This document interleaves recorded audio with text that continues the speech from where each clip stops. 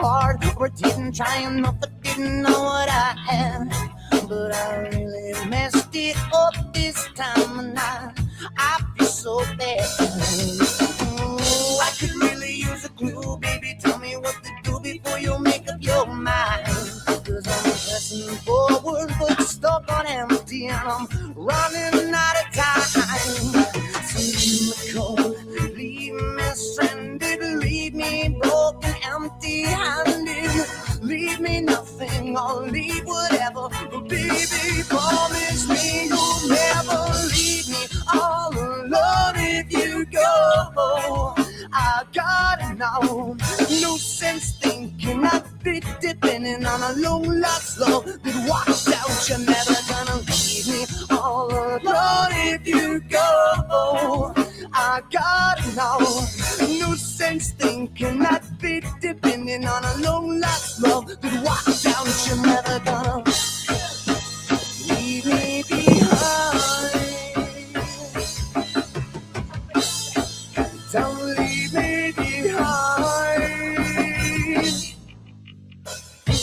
Remember June, all the petty plans we made. A campfire on a sunset lit beach. It could be so great. But watch out when I open my mouth, cause I'm causing all the doubt, and I should practice what you say.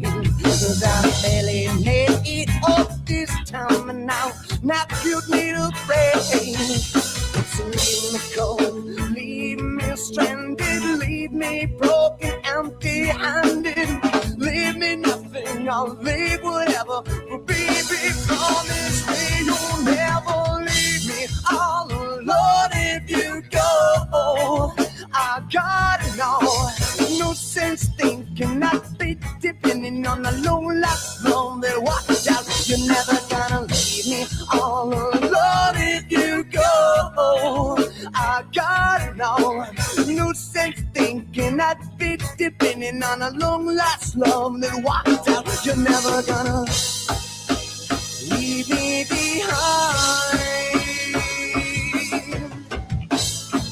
Don't leave me behind.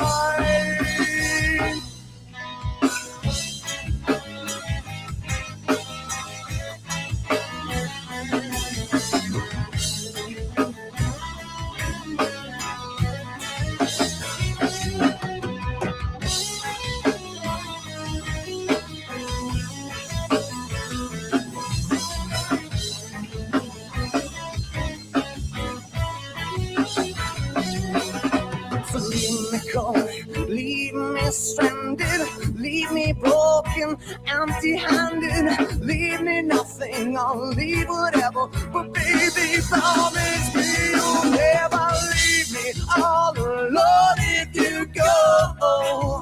I gotta know, no sense thinking I'd be depending on a long lost love that walks out. You're never gonna leave me all alone if you go.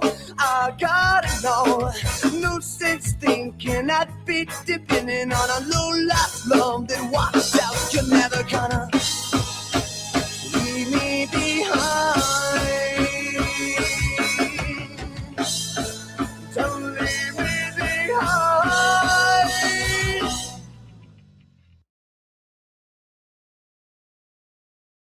Hello, everybody. Welcome to the Ravencast. I am your host, Lord Triton, and instead of this afternoon, we got a great show for you guys. We'll be covering the Bricks and Minifig situation. We've got a small little update. The court apparently pushed back Ben's release date on the video, and basically, is not allowing Ben to release the video at this time. But it doesn't mean that that part 3 will not be released, but that's what's going on with that, as well as Radical Spin did do a interview with Brandon Buckingham. He did an interview with Brandon Buckingham, spilling the tea and actually speaking out, because that's the thing, Ben has been ordered not to speak out, but he was able to do this interview and get through it because apparently this interview was recorded before the court order. So Brandon Buckingham is allowed to release it, and Ben's not allowed to, get fucked over because of it. But before we get into it, we'll catch up with the chat and panel.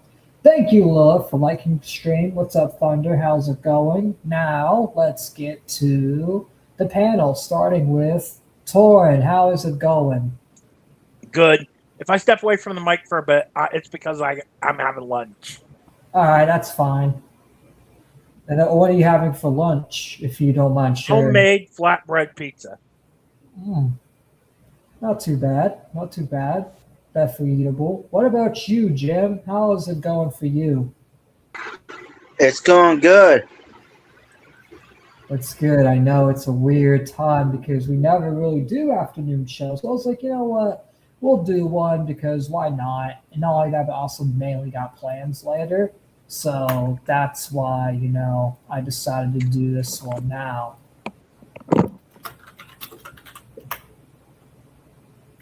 So yeah, we got introductions out of the way. Now let's get to the first timestamp, which won't be clipping much. I'll just clip this segment mainly. All right, let's see. All right, what's the timestamp? Let's see. 6.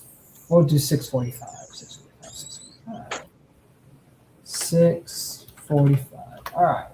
Let's go ahead and before we get to the Brandon Buckingham interview, let's go ahead and cover this small little update. So let's go ahead and pull this up.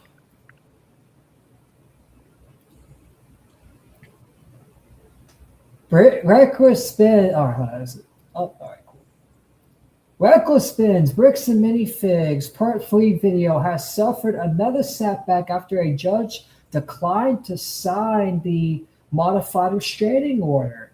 He said part of it was still very broad and did not address the videos that were taken down. So it seems like Reckless Spin, which the judge is not saying he can never upload it. I guess they just have to look into it. So they did a whole setback on it. So seems like it's going to take a few weeks, maybe months, for Ben to finally upload part 3. But as of now, he is still not allowed to, unfortunately, upload part 3. And that is a shame because, we really do want part 3 out and all that. But at the same time, there is new information in Brandon Buckingham's video. Since the information is still out there, even if they do censor fucking Reckless Spins, like there's other people that's going to call you out. Like Coffeezilla did a great exposed video calling you guys out, calling you guys fucking trash, and basically, treating you like the fucking dirt you are. Because that's what you guys are, is the fucking dirt. You guys are fucking, stupid. Bricks and Minifigs is not a good company, because that's the thing. This whole thing only happened because they didn't want to work with Ben to get the Legos back to Brian. That's the only reason this even happened. That's the only reason they're even suing Ben. It's because they were making false statements against Ben, and Ben retaliated and exposed them, and they don't want to be exposed. They're losing millions now because a lot of people are walking away from buying their company, buying the products because of this. And that's the thing. They did it to themselves.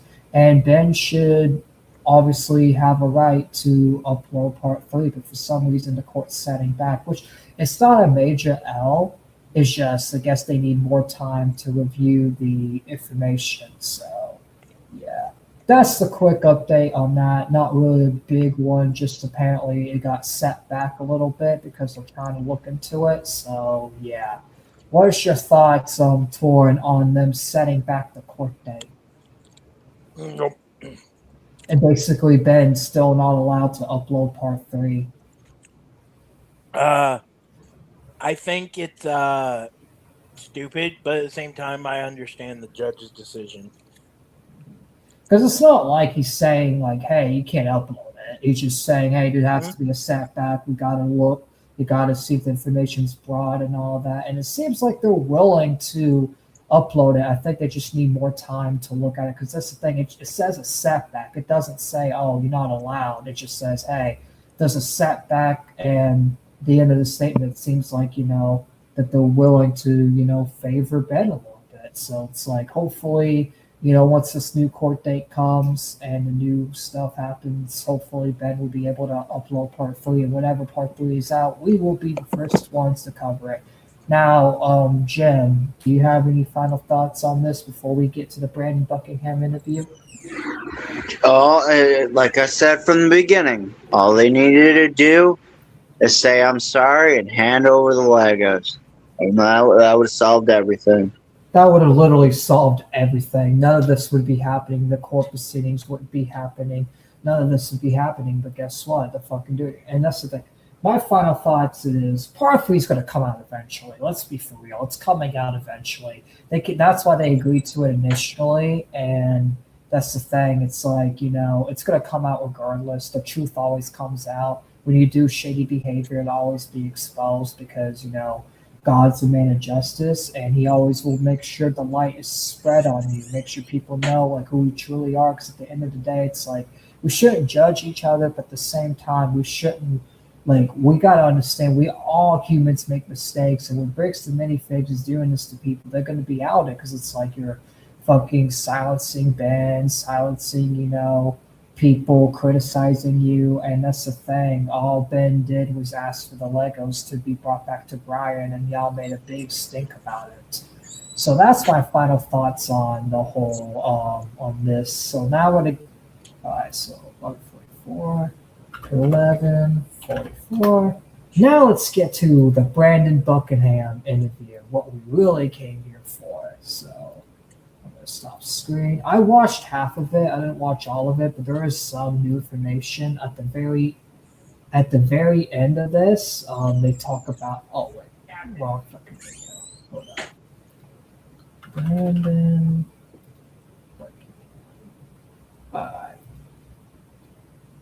And when All right, so at the end of the video, they address the CoffeeZilla thing. They address part three. Some of this is like information we already know and covered a while back, and some of it's new. So it's like it's a mix. But at the end of the day, it's like I feel like people need to be reminded of the important stuff because ever since the CoffeeZilla came out, not everybody, but there are some few scumbags that have left the reckless spend train all because the value was 107,000 instead of 200,000. It's like it's not Ben's fault. Ben's not the one that miscalculated the value. It was Crystal Gorman. So if anything, you should be mad at the previous franchise owner for making that mistake, not Ben. It's not Ben's mistake. You just went with it because he thought it was true. It turns out it wasn't, and he corrected it. It was still a lot of money, though, regardless. Just not it's not as much. It's still a lot of money. Brian still got scammed. He still got ripped off, so it doesn't even change the narrative. Like, it's not the same amount of money. Okay, but he still got scammed. It might actually be a little bit more. I mean, if I I'd probably say the actual estimate might be closer to 150,000 if we account for missing pieces. Yeah, because that's the thing. Crystal even admitted that there's stuff not counted for, so we won't even know the true value. We won't even know the true value because there's some stuff she could have miscalculated. So it's like it could be more, it could be less. We don't know, but we do know for a fact it's more than 100,000. Don't take what I said seriously, guys. It's just a rough estimate. It could be a little. I know, yeah. But hold on. But the point is, it's like that's the thing. It's like it's still over 100,000, regardless. It's still over 100,000. So it's like it's still fucking wrong, regardless. It's still a wrong thing to do. So I take it that reckless spend doesn't refer to Shapiro. No, I would never defend Ben Shapiro. That guy's a fucking trick. This is reckless spend right here. That's reckless spend. That's who we're reacting to. He's on the interview with Brandon Buckingham. In fact, let's go ahead and let's get into the interview. Unless Jim, do you have any pre-thoughts before we get into the interview? And I'm gonna keep reiterating it. They should have just given him his fucking Legos back. It's like it's not that difficult. You go, you get them. Or if you already sold them, right? You give him his money that he's owed. It's just plain and simple. You don't fuck around with that. But go ahead. All right, you're all right. You're good. I was letting you finish. But if you're finished, then that's the thing. That's the thing. It's like me, Jim, all three of us are going to keep on repeating the same point. You want to know why? Because it's so fucking true. They literally could have solved this. And I'm going to repeat this a little bit during the video. And I'm sorry if it gets annoying, but it's the fucking truth.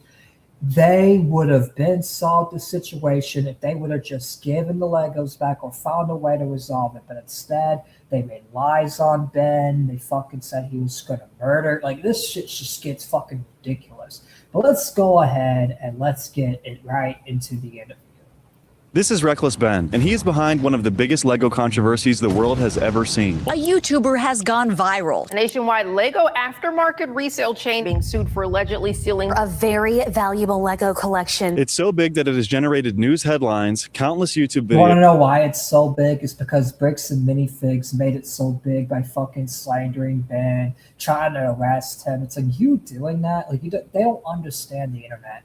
You doing that, trying to silence a big creator, someone like Ben, that's already like was almost at 1 million subs. Like, he was a decent, like over 500,000 subs. Like, of course the YouTube community is gonna fucking get mad, and of course mainstream media is gonna cover it because guess what? Reckless Ben is a decent sized YouTuber, and if you create a controversy this fucking big where millions of people are paying attention because of your fuck up, then yeah, mainstream media is going to be all over this. And that's why they have so much bad press right now, because that's the thing. Like I keep saying, they decided to not cooperate with Ben. They decided to make up all these fucking lies. Not only that, but there's a lot of comedy to this story too, because Ben made them look like fools. He literally made the manager fucking sign a contract to where she owes him $40,000 because she kept on calling the cops because she didn't read the contract. And that's the thing, it's not against the law. So it's like, this story has sense of humor, also has a lot of controversy.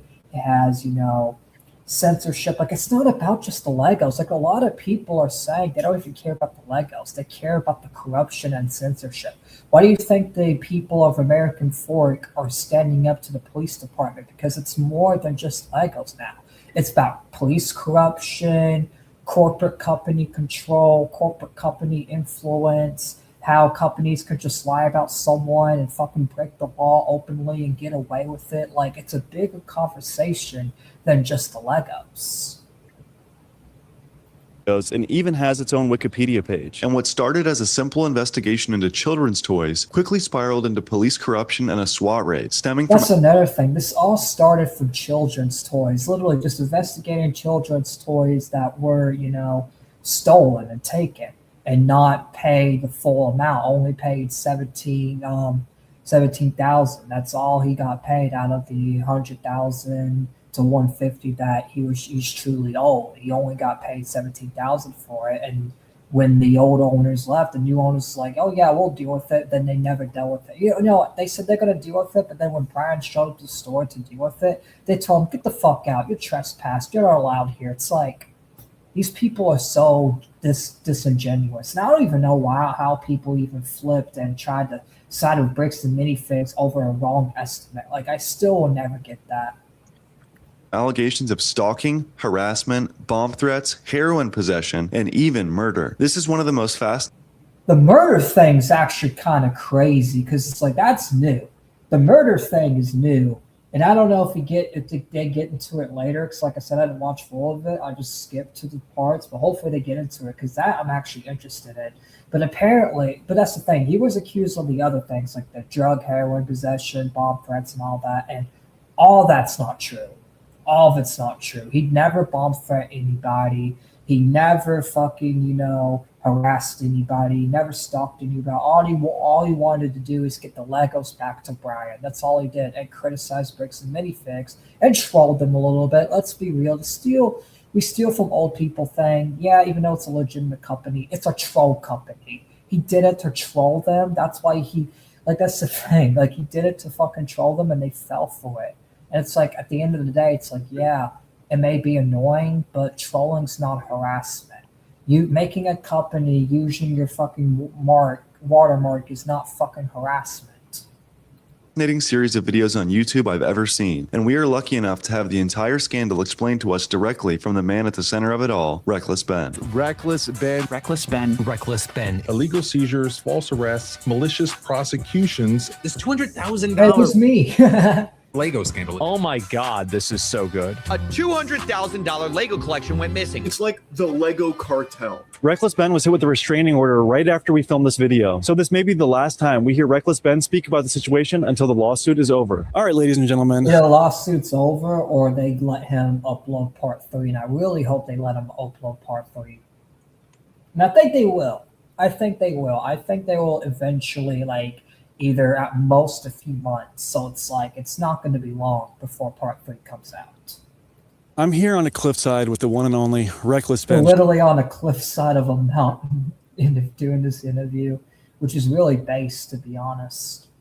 Schneider. What's up? We're in the midst of a very exciting time right now with the Lego series going absolutely nuclear online. How is everything for you today? A little sick because I haven't been sleeping, just trying to get these videos out, but I'm doing pretty good. Back in the country again. And I kind of wanted to make this video to do a synopsis. I think that's a mistake. You should, I mean, I know you probably have family and all that. You want to do this interview and all that, but it's like, you probably should stay in Mexico till this trial's over.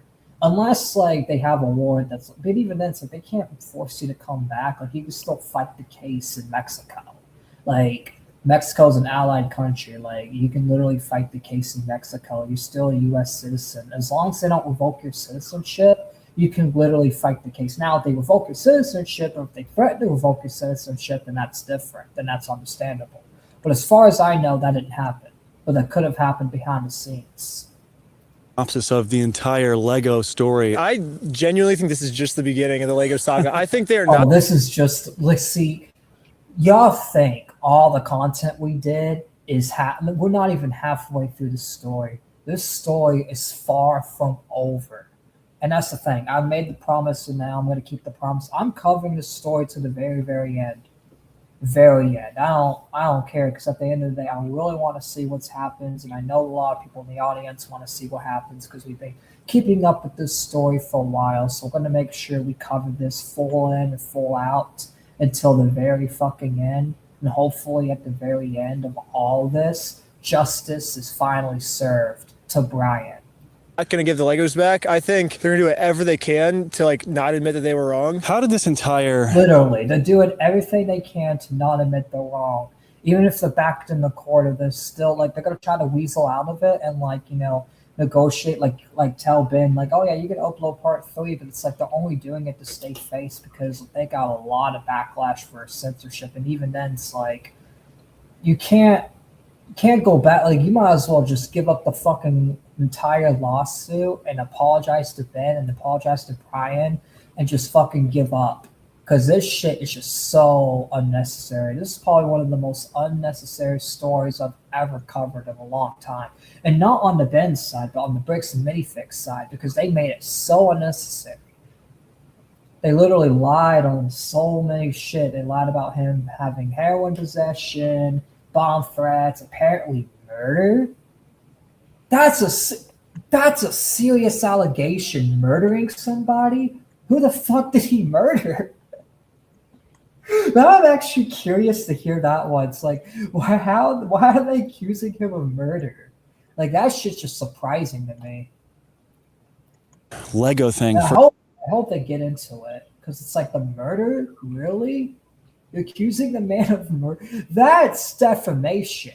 That's probably the most defamation thing you could say about someone is murder. It's like, that's just as bad as pedophilia. Like, literally. Like, murder? Really? Taking a life? You're going to accuse someone of taking a life? You better have evidence. And you're telling the police that, and it's false, and you're not even going to jail for it? Like, what the fuck? What do you have against Bricks? Bricks is fake face? Well, not Bricks and Minifigs, but I don't know what other Bricks you're talking about. I'm not going to lie, I kind of don't get it, which, I'm going to be real, I'm kind of, you know, not really awake, so if I don't get certain jokes, I'm a little slow. You have to explain. No, I'd much rather be known as a murderer than, I mean, That is honestly true, though. I ain't gonna lie. It's like, but still, even then, accusing Reckless Ben of murder is still a serious allegation. Like, like who did he murder? Like, who are they saying he murdered? I thought it was attempted murder they were accusing him of. Well, if you go back, Brandon said murder. He didn't say attempted. He said straight up murder. We can go back if you want. That's crazy. Because the way they put it before, they were like, oh, yeah, he's going to kill me. Yeah, they said that, but apparently Brandon said straight up murder. Hold on, let's go back for a little bit. Let's go back. We'll come back to 134. We're just going to go to the intro for a second.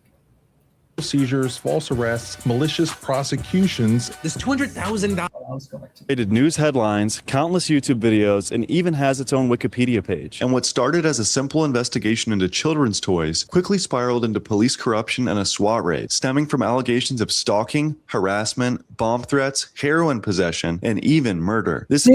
Even murder. He didn't say attempted murder. He said straight up murder. All right, let's go back to the timestamp. I just want to make sure I heard it right because I am half asleep, but yes, I heard it right. He didn't say attempted murder. He said straight up murder. Like, what the fuck?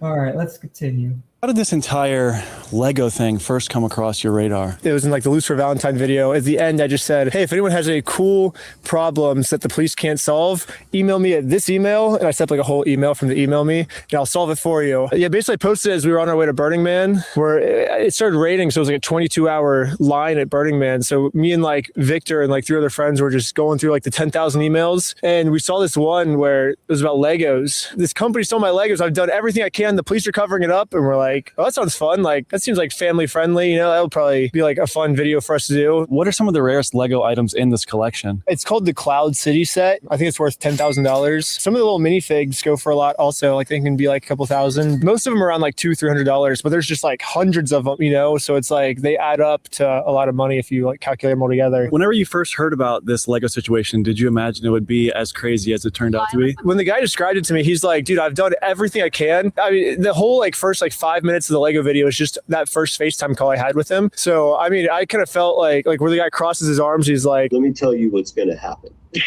if we go to court. Which I'm gonna be real, first watching this, like even watching like the call, it's like I didn't think it would get this far. Even like watching part 1, I didn't think it would get even this fucking bad where he's getting accused of heroin possession. Because that wasn't in part 1, that was in part 2. Heroin possession, bomb threats, and apparently, allegedly, murder? Like, this shit's just fucking gone way too fucking far over Legos. Like, just give the goddamn Legos back. You didn't have to go this far. We're going to drag this thing out so long, and you're going to end up spending so much more money than your collection is ever worth or what you ever would have gotten on it, that it ain't worth it. That's fucking evil. Imagine telling someone, hey, we're going to sue the fucking ground to make sure that, you spend more than your Lego collection's worth, so it doesn't even worth it. Like, the lawsuit's not even worth it because you're spending more money. It's like, we're going to make sure that you suing us is not even worth it. We'll make sure we drag this out as long as we can. And that's what they're going to do with the Reckless Ben lawsuit. Like, I'm going to be real. This could be a topic that goes on for several years. Like, we could be like 10 years, 5 years talking about this still. And even then, if it's that long, fuck it. I'll be here. I'll be covering it. I know some other people may move on, but I'm going to cover it. I want to see how this ends, even if it takes a long time. Like, if it takes a whole decade, so what? I want to see how this fucking ends. But that's the thing. They're going to try to drag this out as long as they can. They're going to try to drag it out so they don't have to pay the money. And even if they pay the money, Brian and Ben still lost more than it's worth. So in reality, they still won. They're basically trying to pull a Nintendo. They're trying to make sure the lawsuit drags out just so like they lose chump change. Because that's all they want to do is lose chump change because, like I said, they're $1 million corporate company. They're a big business. They're a big Lego business and Lego franchise. So it's like, they have unlimited money.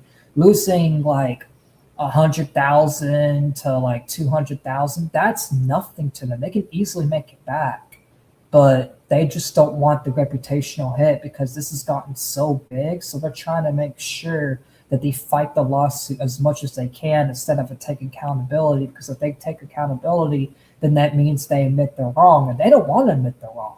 Like you saw the fucking interview with admin McNeff. He didn't want to admit he was wrong at all. The CEO. He didn't want to admit he was wrong at all. And in fact, the only one that slightly admitted they were wrong was his brother, because his brother was basically dragged into it and didn't know what was going on and only heard one side of the situation. So I was like, oh, so this guy wants to play games like this? This is like my like arch nemesis. I like knew from the beginning that like this is like the perfect person to go against. So it's like what happens when like an unmovable force hits like an unstoppable object? An 83-year-old man and his son. That's the thing. Josh Johnson, Adam McNeff, Brandon Best, these are definitely people you should go against, because these are people that when you criticize them or you call them out on the business decisions, because that's the thing, you own a public business. Consumers and people within your business are going to call you out, especially if you don't pay your partner. If you make a contract with someone, even if it's an old franchise, the new franchise is responsible to make sure that that contract works. And the fact that the new franchise just said, oh, we didn't sign the contract, that's your fault. It's like, bro, you took it over from the old people. So now it's like, it's your turn to do this. It's your turn to run the company. Brian Mansell spent over 20 years building one of the largest private Star Wars Lego collections in the country. 20 years. He spent 20 years building all these Lego sets just for Bricks and Minifigs to steal it and only pay him $17,000 out of the 107. We'll just use the estimate CopyZilla used because we won't truly know the estimate. 107,000. Yes. Yeah, 107,000. 107,000. It's like he only got paid 17,000 out of 107,000. Like, get the fuck out of here. Like, he spent 20 years just to get paid 17,000 out of 107,000. That's like 20%. He only got 20% of what it's worth. That's nothing, bro. That's just fucking nothing. Like, what's the point of working on something, trying to make money, if you're just going to make less money? Like, he might as well just sold it himself. He might as well started selling the Legos himself. Why would he need Bricks and Minifigs to begin with? If they're just going to do shit like this, he didn't even need them in the first place. 180 plus sealed sets and over 1,200 minifigures. Starting back in the year 2000, they slowly built their collection up as an investment to fund college for their grandkids. In November 2023, they decided it was time to sell, so they consigned it to a Bricks and... Why not the Zack City set? At least it doesn't suffer from mental illness or identity crisis. Fair point.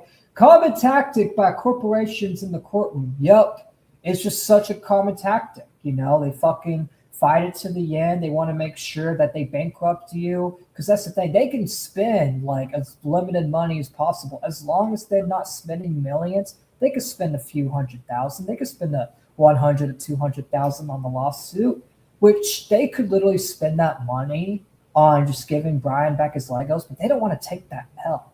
So they rather just spend that money on the lawsuit and financially, because it's not about winning in court. It's about sending a message. It's about putting Brian and Ben on blast to say, hey, these guys have media support. They had everyone backing them. They had the whole world backing them, and they still lost to us in court.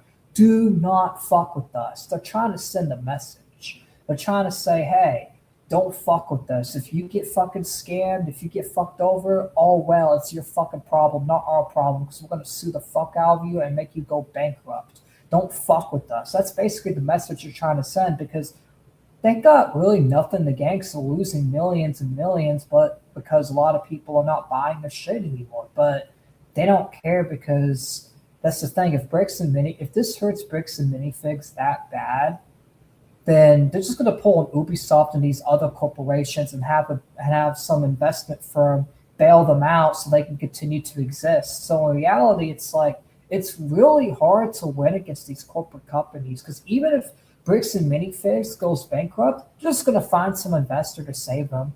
That's all they're going to do. Like King's Isle, like Ubisoft, like Sony, like all these companies, they all pull the same tactic.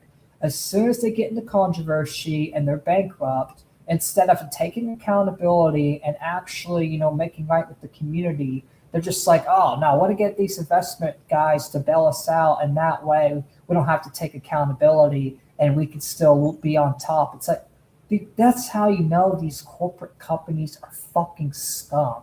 Beyond scum on the fucking earth. Literal scum.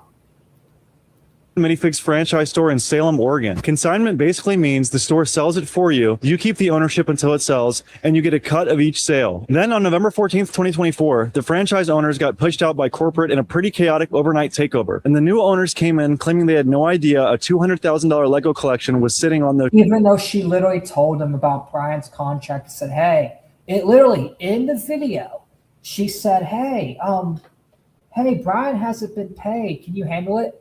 What did Brandon say? Because Torn, Jim, y'all saw it.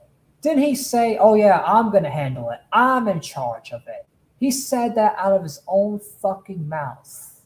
So yes, the new franchise is responsible because Brandon himself said he was going to handle it, and he never handled it. He never did what he said he was going to do. He failed as a franchise owner. Shelves. So the man at the center of all of this on the bricks and minifig side is the CEO, Ammon McNeff. He runs the operation alongside his... I'm gonna be real though. It's like, yes, I have a lot of criticism for Ammon McNeff for going along with it, but the true villain is Brandon. It is Brandon because Brandon I thought Best... it was Brian. Huh? I thought it was the other guy. No, Brian's the victim. Not Brian, the other dude. Josh, oh yeah, he's a villain too, but Brandon's the one that caused it. Okay. But all villains, all three of them are villains. And I'm not trying to say like one's better than the other. In fact, they're all scums. But who started this? Brandon, because he told Crystal, I would handle it. I'm going to handle this. It's all on me. You don't have to worry about it. Get the fuck out of here, right? And then guess what? When Brian shows up to the store, they call the police on him and trespass him and say he's not allowed back. Brandon fucking lied. He started it. He said he was going to handle it. And then when Brian came to the store and tried to handle it, they called the police and had him trespass and threatened to sue him and threatened him and shit. It's like, fuck you. Fuck Brandon Best. Fuck Josh Johnson. Fuck all of them. Fuck Ammon McNeff. Fuck all of you guys. Because all of you guys fucking suck. Ammon McNeff, that's the thing.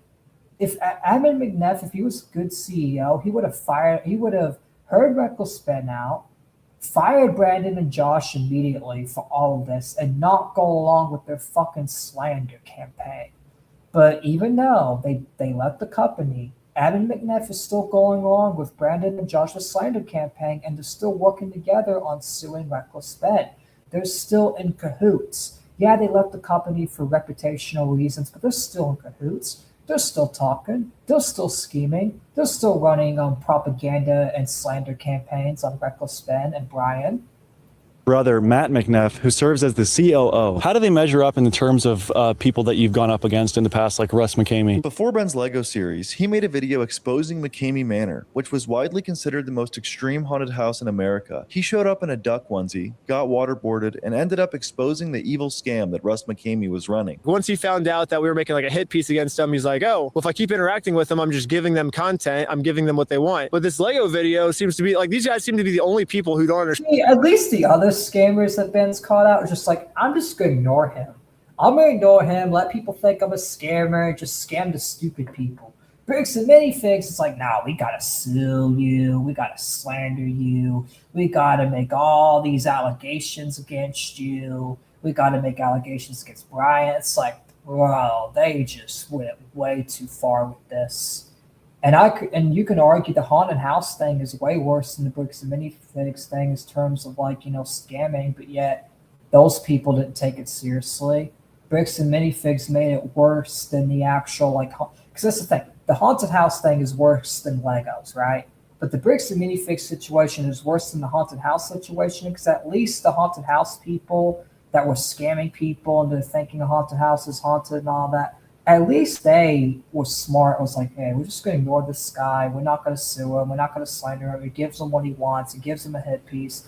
let's just ignore it and let the wind blow. They let the wind blow and they continue in the fucking thing, which they should be continuing to scam, but at least it's better than fucking bricks and minifigs. They're fucking slandering you, sending the Mormon cops after you, sending the Mormon mafia after you, sending like all this shit after you, fucking lying to the cops nonstop, having the cops let them break the law, ordering the cops to fucking follow Ben around, stalking Ben just so they know his location at all different times. Like it's just they went way too far with this. If anything, and I'm gonna be real, if anything, because like they're saying Ben's harassing them, Bricks and Minifigs are the ones doing the harassment campaigns. They're the ones fucking making lies and trying to ruin this guy's life and even made him have to flee his home country, all because they're making up false shit.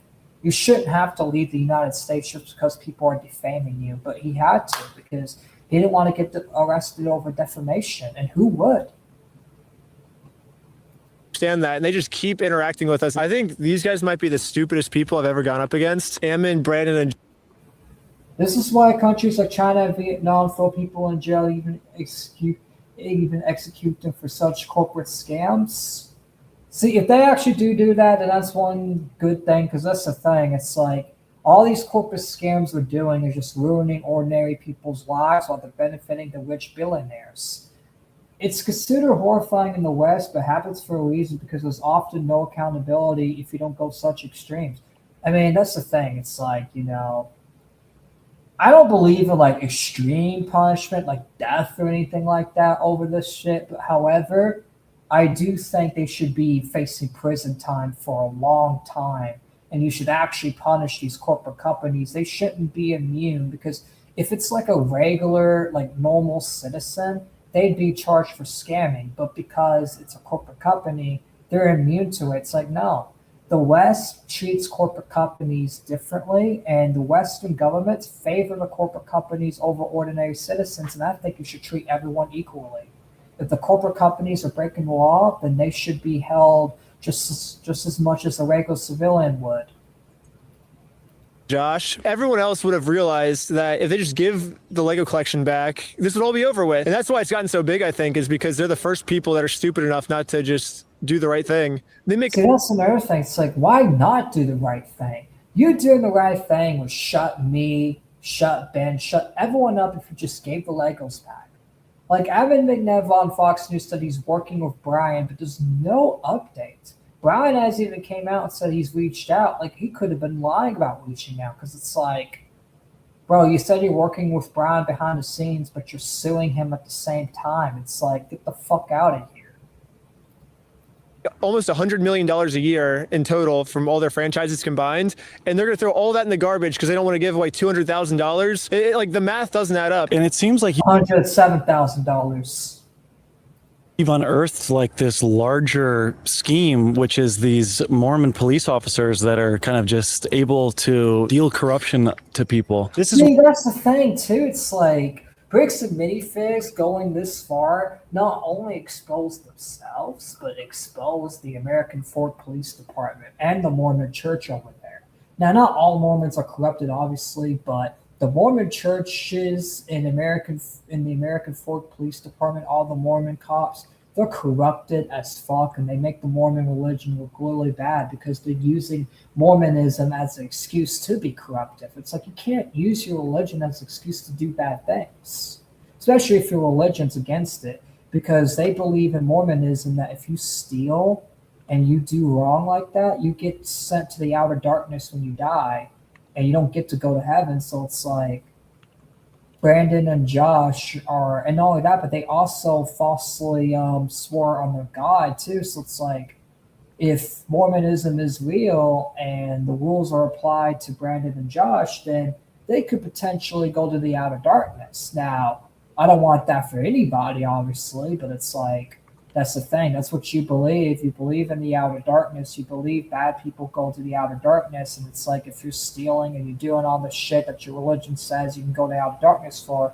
you better make a change before you die, or before you do end up in that outer darkness.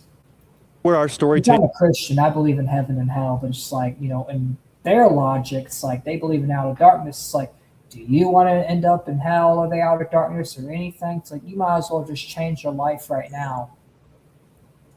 Takes a turn that nobody expected. Ben's investigation led him to American Fork, Utah, where Bricks and Minifigs Corporate is headquartered. And what he found there wasn't just a company refusing to return some Legos. He found a police department that appeared to be actively siding with the company against him. The police repeatedly showed favor to Josh Johnson and seemed to take direction from him. They pulled Ben over on false. Want to know why? It's because they're being biased. Because that's the thing. A lot of these cops probably know Josh at the Mormon church, so they're like, "Oh, we got to side with the fellow Mormon.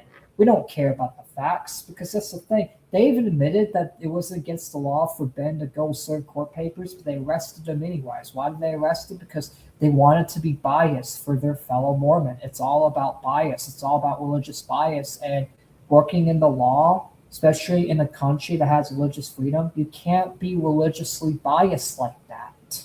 You just can't. Especially over Legos, it's like, bro, you got it. Like, it has nothing to do with religion. This has nothing to do with religion, but yet they're bringing religion into it. It's like, you can't just have a religious bias over everything. It's like, you gotta, that's the thing.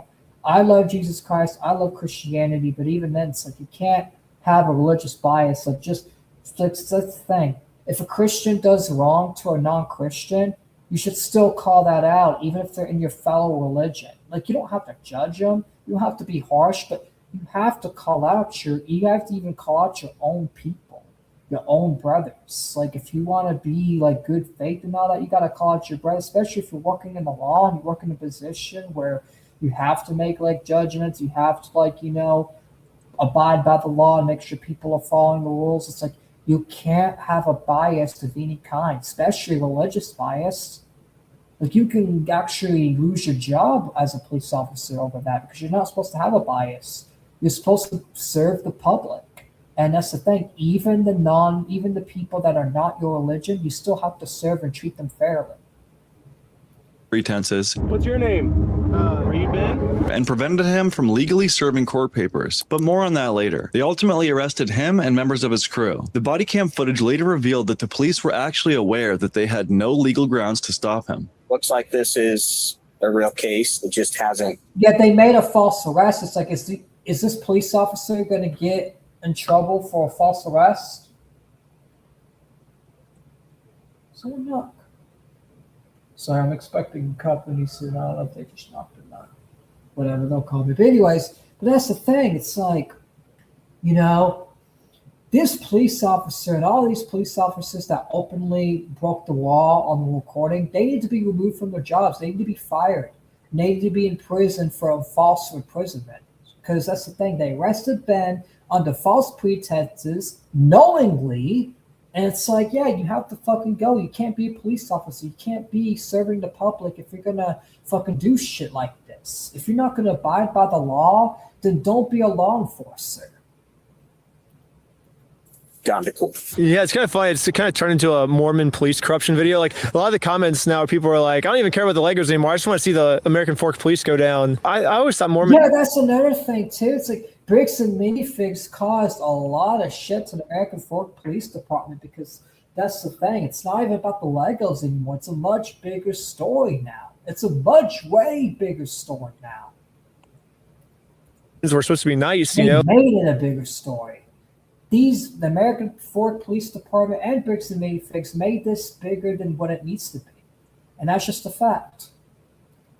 Like, don't steal from people. How can these guys be Mormon? They're doing the exact opposite of what Mormons believe in. It's crazy. You find out about the whole thing with Brian and you want to help. You want to get him his Legos back. What's the first thing that you did? So it's a little bit out of order. We got Amanda to sign the document with the UPS driver. Before Ben first entered the franchise where Brian's Legos were left, he created a contract for the store manager, Amanda, to sign, giving him permission to enter the premises. Can I get a signature? For some reason, Amanda just started signing our contract without even reading it. Amanda was unaware she was signing this contract and actually thought she was signing for a UPS delivery. Ben utilized the duty to read contract concept as his justification to trick Amanda into signing. Can you explain more in detail about the duty to read contract law? So there is a clause in the United States called the duty to read contracts law. No, even if that law doesn't exist, it's just common sense to read all contracts. Even if you think it's a UPS delivery, it's like, you got to double check that. especially as a manager. Like, what the fuck you doing? These people don't even know like the basic things of being a manager. It's like you have to read everything. You have to double check everything, especially if you represent a company. Like, even if you trust it, it's always good to fucking double check it, making sure there ain't nothing shady. But she just fucking signed it and fucking, was like, oh, whatever. But it's like now you owe Ben like $40,000 because you called the cops on him multiple times. Hope it's worth it. Hope it was worth it.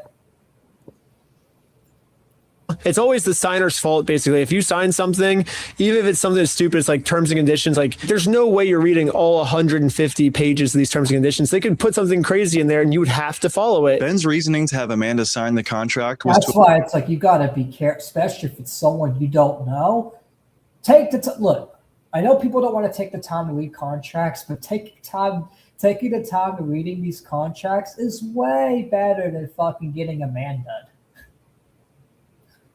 avoid being trespassed like Brian was when he originally tried to get his collection back. So he's like, if I got trespassed, you guys are definitely getting trespassed. That's something he told us. So that probably like fired you up in your mind. They're like, oh, if you're going to trespass Brian. Yeah, because he has an actual reason to be there. Like his Legos are in the store. And so he just went. His Legos are in the store, and Brandon Best literally said he's going to help him and resolve everything. And then when he showed up to the store, he just got trespassed. It's like, yep.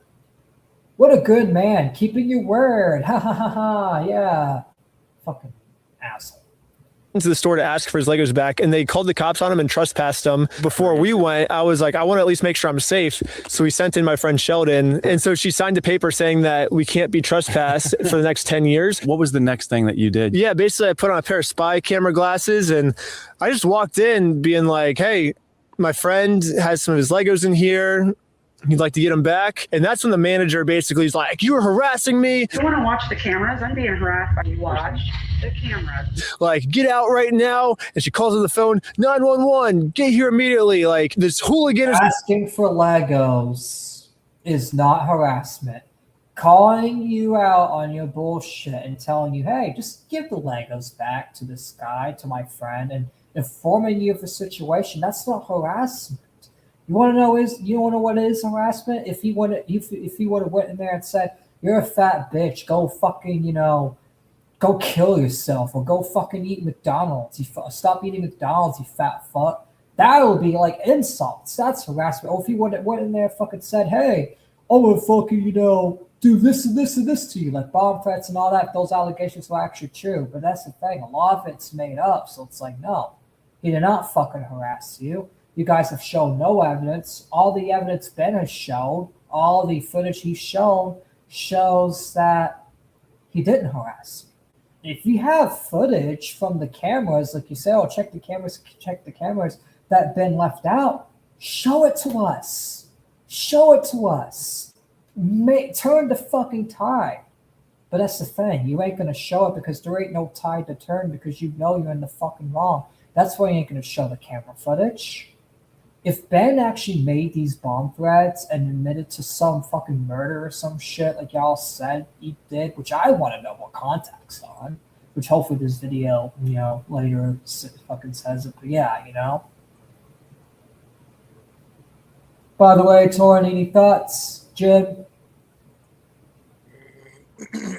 No, not really. I know I've been talking. Like I keep saying from the get-go, just handle the freaking Legos. This wouldn't have been an issue. Exactly. Like, fucking hand the fucking Legos, and this wouldn't even be a goddamn issue. This wouldn't even be like a big story like it is. But guess what? This is a big story. Now we're fucking covering it, That's okay. like... What? Go ahead. Sorry.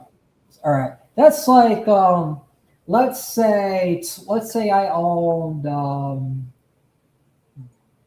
a card store, right? And Torin gave me, and I know you don't. Let's say you have Pokemon cards, right?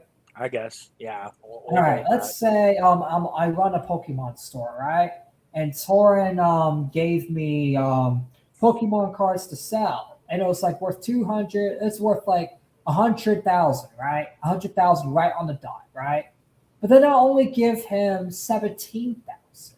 And then he comes to the store and says, hey, what's the rest of my money? And I said, fuck you. Get the fuck out of my store. And I trespassed him. Todd, what would you do in that situation? Wouldn't you try to fucking sue me or try to get your Pokemon cards back? Oh yeah, totally. Like, you ain't just gonna fucking take that shit. Like, that's the thing. Nobody should take that shit. And that's the thing. It's like, if I were to do that, I'd be breaking the fucking law. And in fact, Pokemon, even though, like, you hate Nintendo, right? You hate Nintendo, all that, right? We hate Nintendo, but that's the thing. Nintendo would have even handled this better. Nintendo would have probably shut down my Pokemon store, fired me, and made it right. Because even Nintendo scams people, but like, they ain't gonna fucking be that open about it. They ain't gonna fucking do that to their own fucking partners. They're just gonna do it to the fucking brain rot consumers. Which I don't agree with that either, to be honest, because I don't think we should take advantage of stupid people. That's just my opinion, but yeah. Get a machine gun. I don't support violence. No violence over this shit. Like, this is over fucking Legos. Bricks and minifigs are the ones taking it too far. Nintendo would have done the same thing, but would have called you misogynist for playing video games, the product that they make. 50-50. 50-50. They wouldn't be as bad as this. Like, they may fucking sue you, but they ain't gonna fucking accuse you of fucking murder or false murder or anything like that. They ain't gonna fucking say you fucking take heroin or do this crazy shit. Like, Nintendo would be shady and they would fucking try to ruin you, but they would not go this far. Even they wouldn't go this far. They'll just they'll just lawyer the fuck up and fucking sue you to the ground. They ain't gonna ruin your fucking reputation too. Bricks and minifigs are gonna sue you to the ground and try to ruin your reputation. So it's like, to me, it's like, look, they're both bad, but bricks and minifigs to me is like way worse because of the way of how far they're willing to go. Harassing me in my store. I thought it was a fair question. Like, hey, my friend has some Legos in here. Can we work together to see what's going on? Seems like this was realistically more like a defense mechanism. If I was sick, we're basically like, okay, now we have the owner's number. And so we call him. And what he basically says, I'm not in that contract. Like, Brian made the contract. Let's go to Legally Mine segment because we already know about his confrontation with Josh. Found out how hard it was for Brian to sue this company. If he tries to sue them, they know how to drag it out in court in order to make it more expensive than the Lego set's worth. They have the money to drag it out in court. That's why they're doing it, because they have the money, they have the resources, and lose any money they're losing right now in the lawsuit, that's chump change to them, and they're just going to make it back. So then even if he wins the court case, he'll just lose money on court. Like, he'll still be at a net negative, if that makes sense. Yeah. What's their and that's a W to them, because it's about sending the message and financially ruining Brian. And they're willing to sacrifice chump change just to ruin Brian, to show, hey, don't fuck with us. If we scam you, don't fuck with us. If something happens, don't fuck with us. motivation? So trying to assure domination and also try to also put a narrative and try to save the reputation. Say, hey, we didn't scam this guy. We won in court and he financially ruined himself. He's the idiot. Brian's just some idiot. That's what they're going to say. That's what these bricks and minifigs people are going to say. Even if Brian wins the lawsuit, they're going to say he's still a net negative. So he's still, a piece of shit. It's like, that's what they're going to do. For this, Joshua Johnson and Eamon both had previous businesses. Eamon's was called Legally Mine. He ran a company called Legally Mine, a business that helps. This is new information. So let's see. People protect their assets from lawsuits. His entire professional career is. This guy ran a business on people protecting their assets. He used to help people protect their assets. Now he's destroying people's assets. He's basically the person that he was fighting against in his previous business. Literally. See, this is why you don't want to become obsessed with people, obsessed with something. Because if you're obsessed with the goal, if you're obsessed with taking something down, you become that thing you're trying to take down. It's built around imagine running a business to protect people's assets from shitty corporations, and then you become the shitty corporation you used to fight against. Crazy. And this is new information too.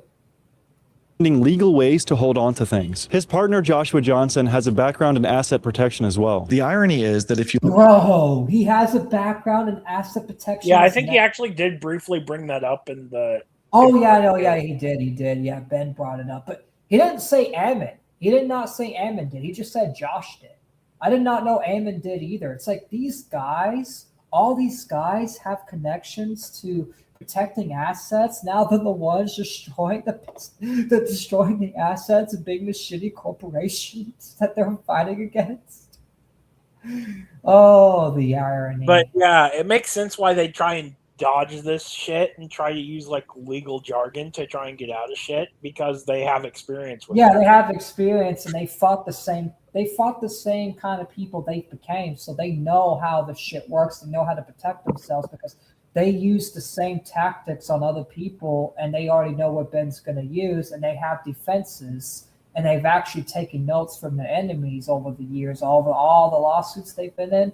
They've been taking notes on how the defendants have fought, how the corporations have fought. In fact, they've even learned from the mistakes the corporations made so they don't fucking make the same mistake in going after Ben. And that's why they're really smart. I can't lie. It's like they know how to be shady. They know how to get away with shit. And I'm not trying to give them a compliment, but they are really smart. They know how to play the game really well.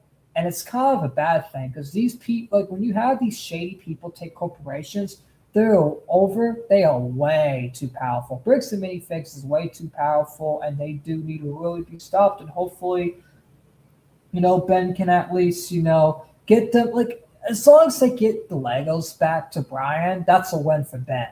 That's a win for Ben and Brian, as long as they fucking lose the Legos. But if they don't lose the Legos and they just fucking, give money back and Brian just spends the money, then that's kind of an L. And I don't even, because I like Brian and Ben, and I really am going to be on the team and fucking support them on the way. But you have to be honest. It's like if they don't get any Legos out of this, or more than what the Legos are worth, then they would have done all this for nothing, unfortunately. look at how Bricks and Minifigs has handled this whole situation, pointing to the franchise, distancing corporate from the franchisee's obligations, and hiding behind arbitration clauses, that's not a coincidence. That's the exact playbook Legally Mine sold to clients. What's interesting is their court records show Eamon McNeff and his brother Matt filed a lawsuit against their own father over control of Legally Mine. The case was eventually dropped before any ruling was made. These guys sued their own father? What a bunch of dipshits. Imagine suing your own dad over the company that he probably ended up buying or helping y'all build, and you're just like, no, we want it. We want it from you, Dad. It's like, maybe your dad should have kept that company, because guess what? You guys became the people that Legally Mine was against. Maybe your dad was onto something about trying to take ownership from you. Got to look more into that, because maybe there's a whole thing. Because that's just crazy. They trying to sue their dad. All right. Now let's go to Ben's company. Actually, no, we can skip that. Lego lottery. I think this is new. Okay. That are criminal crimes, just looking to see if they committed any of these. Stealing from a lottery was a criminal crime in Oregon. Well, what if we just do a lottery, like if we... Okay, yeah, this is information we've already know. Okay, this one, I think this is new. Josh, oh, okay, no, this is, okay, hold on. Okay, yeah.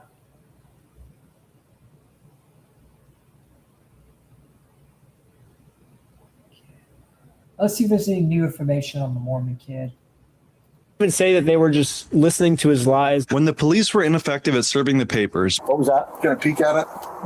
It kind of puts me in a little bit of bind. It's fake. Ben explored other methods to convince Josh to return the Legos. One method was employing a random Mormon kid from going to the introduction. I know this may be repeated information, but this is information that does need to be repeated and people do need to know. So I'm going to cover the American Fort Police corruption, because this is what the story's mainly about, is their corruption.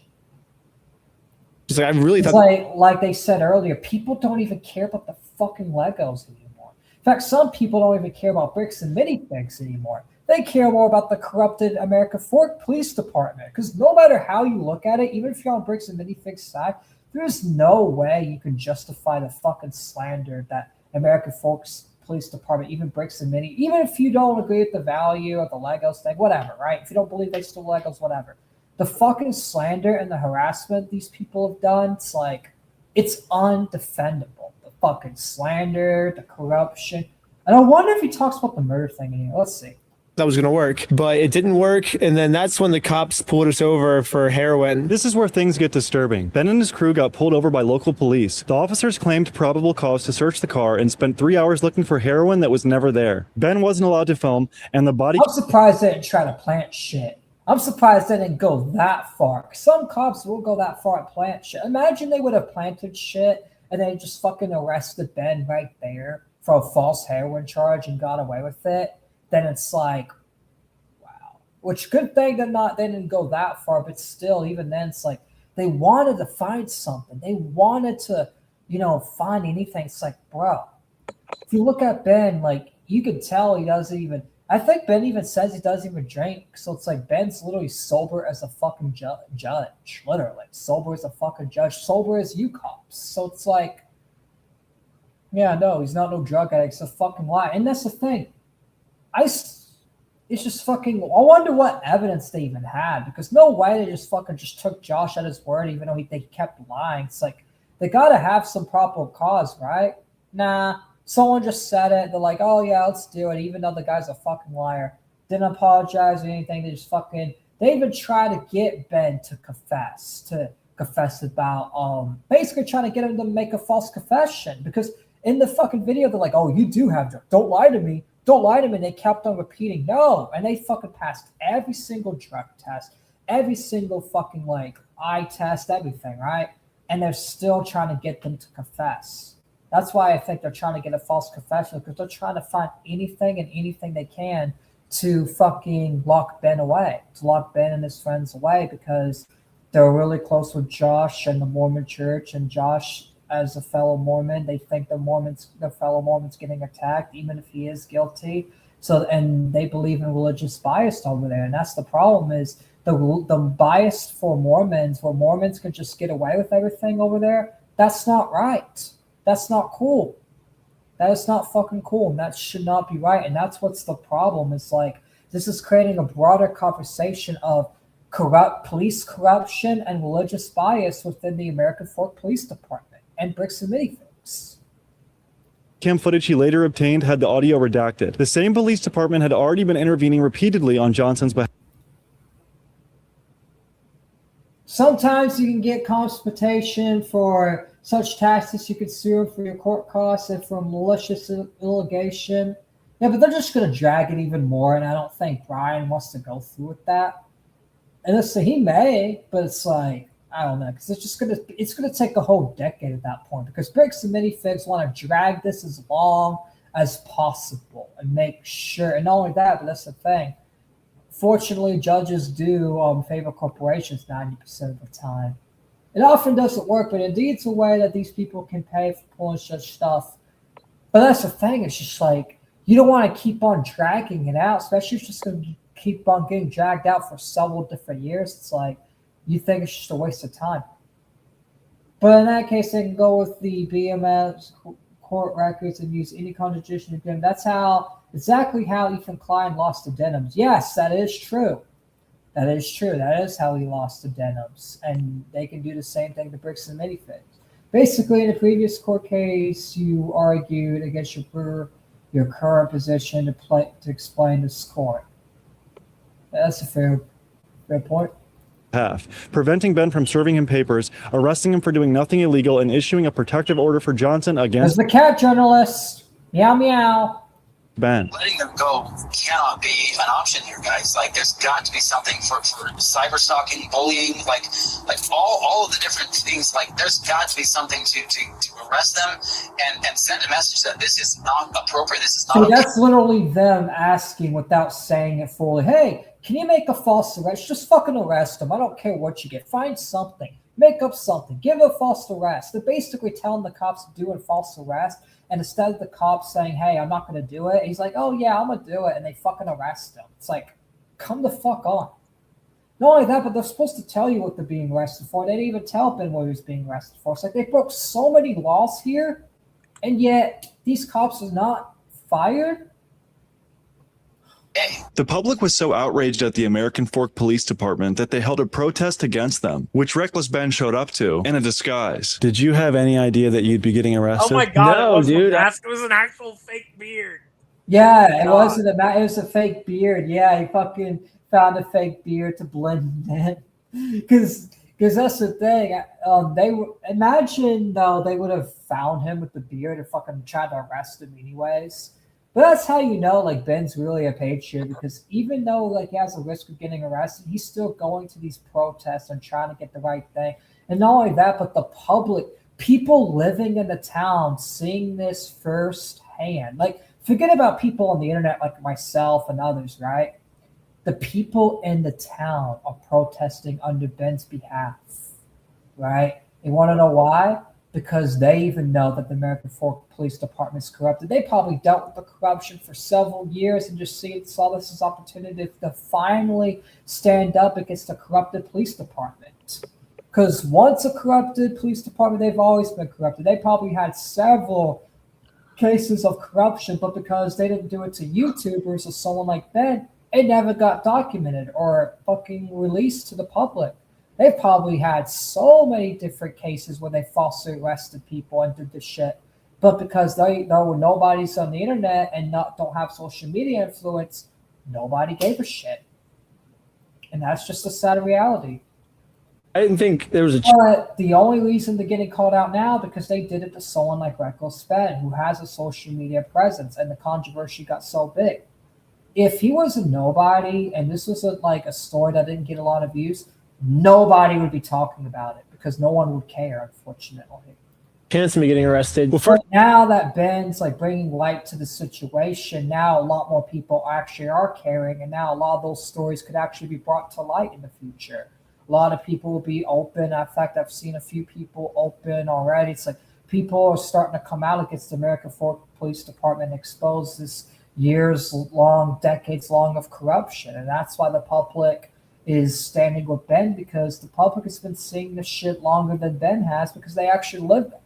They see the corruption, they know what's going on, and they're tired of it, and they see this as an opening to finally speak out without getting arrested. Stuff I thought There's so much mainstream pressure. If they would just start arresting civilians, that would cause a whole fucking riot. You had to do something illegal to get arrested was my thought. But if I get arrested for not doing something wrong, it's kind of epic, almost like a modern day Rosa. I also want to make sure to let y'all know, just in case Bricks Committee Fix Shots assigned to me, I don't support riots. Right? I just said that it could lead to a riot, if they just try to arrest people. But no, I do not support riots. Parks type of thing. Obviously, duh. Where it's oh, I got falsely arrested. Now we're going to get the public outraged, Well, it just shows the power that the police have when it is not used properly. It's insane what they can do to you. Well, a little inside information. The police, the billionaires, corporate companies, these people, the establishment, have way too much power. Way too much power. They abuse it, and justice is never done.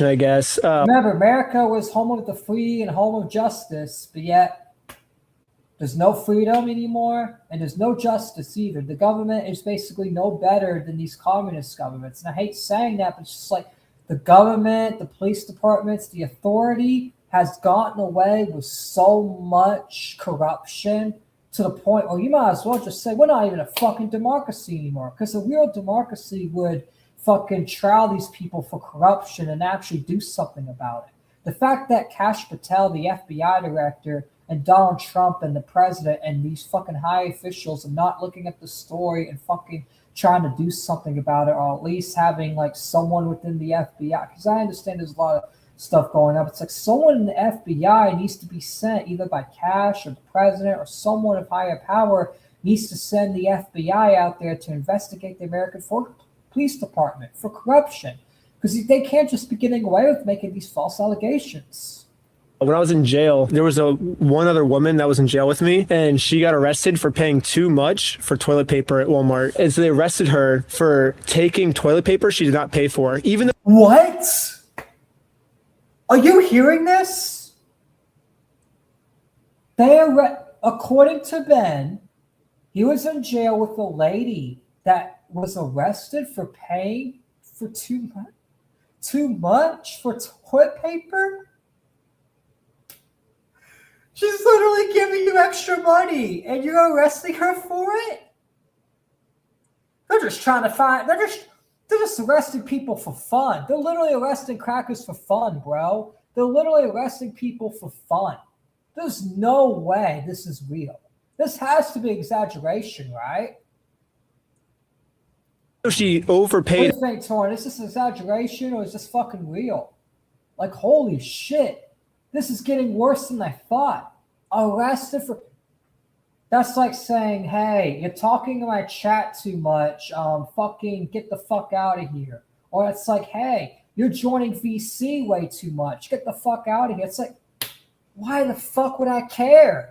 It's benefiting me. If you're getting extra money for toilet paper, that's benefiting you. The fuck? Are y'all hearing this shit? Yeah. This shit's just ridiculous. And paid for the more expensive one. Like, this is probably a daily thing in this where they just arrest people for whatever reason. You know what I mean? It was probably a good thing. They literally arrest people for fun. That's what they do over there. They literally arrest people for fun. See, the FBI definitely needs to investigate the fucking American Fork Police Department and get rid of all these fucking cops and do a whole department change in that department, because arresting people for paying too much for toilet paper? Are you fucking retarded? Arrested because now we're making it public. And it seems like there's like nothing that's going to be done to these police in Utah. Like, unless they all lose their job, they're kind of just getting away with it, right? I think this is like... Unless the FBI and Kash Patel or the president or someone in higher government gets involved, they're not going to lose their job. Too big now where they can't like hide it anymore. I'd like to address the members of our American Fork and Cedar Hills community. In the small Texas town I live in, the local police are actually pretty nice. I kind of feel lucky for that. You're really lucky for that. Because imagine they were as bad as the American Fork Police Department, where they just arrest you for paying for too much toilet. That's not real. I had to mishear that, but I don't think I misheard that. Like, that's just fucking... That sounds crazy, man. It sounds like what happened, that she said she bought 4 packs of toilet paper, and they said she paid... and she played double for 2 of them and stole the other 2. So they basically tried to... Even then, it's like, just have her, like, this is stupid. They just find shit to arrest you for. Kash Patel is too busy protecting kid diddlers. That's unfortunately true. He's too busy protecting the Epstein class in Israel and sucking off Israel's dicks. Like, can you put your country first and actually go after corrupted police departments and do your fucking job and fix this country and hold people to justice and actually go after the fucking criminals that deserve it? Go after the Epstein class, arrest the Epstein pedos, and fucking arrest American Fork Police Department and do a whole department reform and actually send people out there that know how to do their jobs? Regarding some videos currently circulating on social media. These videos are affiliated with an influencer on YouTube and other social media platforms and stem from a dispute involving Legos that originates in the state of Oregon. Mr. Johnson reported to Officer Tonga that he believed the male was an individual named Benjamin Snyder. I think a lot of the people in like American Fork too are like really tired of their police situation. It's like the cops way or no way. It's like whatever the cops want, that's how it goes, kind of is the vibe. That's basically how it is in the communist society. It's like how the authority goes, that's how the authority goes. You don't get to decide the authority. The authority are the upper class and you're second class citizens. It's like democracies, everyone's supposed to be treated equally, even the fucking president, even the leader, right? Is supposed to be treated equally like the civilians in a democracy. But America is showing it's kind of veering away from a democracy by doing shit like this, by just arresting you for anything, just because, we want to find someone. I bet you they probably do a bet behind the scenes. How many people can we arrest in one day? Because they just want to arrest. They're like thirsty. They're literally thirsty just to arrest you over there. It's just fucking insane. Like down there. And if you're more like the only way they're not going to arrest you is if you're fucking Mormon. If you're a Mormon, you can threaten to kill somebody. You can say, "Oh yeah, I'm going to kill Ben." You can fucking make threats. You can fucking make false allegations. You can fucking lie to the police. You can literally lie to these people. As long as you're a Mormon, you don't get arrested for anything. You get to do whatever you want. But if you're not a Mormon, you don't get to do anything. They'll arrest you for just breathing. Oh, you breathe. We're arresting you for breathing. Police said to you word for word, we play differently around here. Was that what it was? We play differently here. What was that, Torn? More specifically, you have to be a member of their specific church. Yep. Their specific church. Your specific Mormon church. Because even then, if you're a Mormon and you go against them, they're going to go after you too. But if you're a Mormon that supports them and supports their church and supports the corruption. You go after that one guy. You remember the guy that... Yeah, you want to know why? It's because that guy sided with reckless spend and was going against their agenda. If that guy were to report some false shit to the police and side with them, man, they would not do anything to that Mormon kid. But because the Mormon kid was doing the right thing and actually trying to hold brother Josh accountable, that's why they went after him and basically trespassed him from the property, because the Mormon kid was doing the right thing. Even if you're like a part of the group, if you try to do the right thing or even have a slight disagreement, they'll oust you from the group and say, "You're not Mormon, you're a fake Mormon." And swallowing, don't forget he's swallowing. Does that make sense? Yeah. We play differently around here. Yeah, it was word for word. Yeah. That is not something a cop should be saying. No, cops should play the same. They should just play fair. Like why? Yeah, you don't need to play differently. You need to play by the fucking law. You don't need to play differently. You need to play by the law. You need to go by the book of the law. You can't play any way you want. You have to play the law's way because you're working for the law. You're not working for yourself. You're working for the law. You're working for the people. You are a public servant. Like Dan always says, you're a fucking public servant. Police officers are public servants, and they serve the public. Plain and simple. And so if most cops play fair and they play differently, that would make me feel like they play unfair, right? Like it has to get like this big of a story before something happens, Yeah. But even then, like it has become this big of a story and nothing's happened yet. This isn't going to be the biggest story on the internet. We can get away with like bullying these guys, and they're gonna try to fight till the end to make sure you guys get financially destroyed, so it can send a message to anybody like covering the story, say, "Hey, you can't beat us." Pretty much you're right. Like as long as it doesn't become the biggest news story, they're gonna just be fine. The most annoying part about this, I've reached in my phone. That's why we gotta keep talking about it. That's why I'm gonna cover this nonstop until until this story's over. Even if it takes like 5-10 years, I'll cover this for 5-10 years. Obviously not for every show, but it's like it's worth fucking covering to the end because this is really serious stuff. And this is stuff that everyone needs to be talking about this. Everyone needs to be having conversations about this. We need to be doing collabs. We need to make sure this story's alive as long as possible and as many people hear about it. People IRL, people on the internet, everyone needs to hear about this story and everyone needs to get on board with it. And everyone needs to call out Brooks and Minifigs and the American Police Department, and we need to hold these people accountable. We need to hold the authority accountable and the corporations accountable.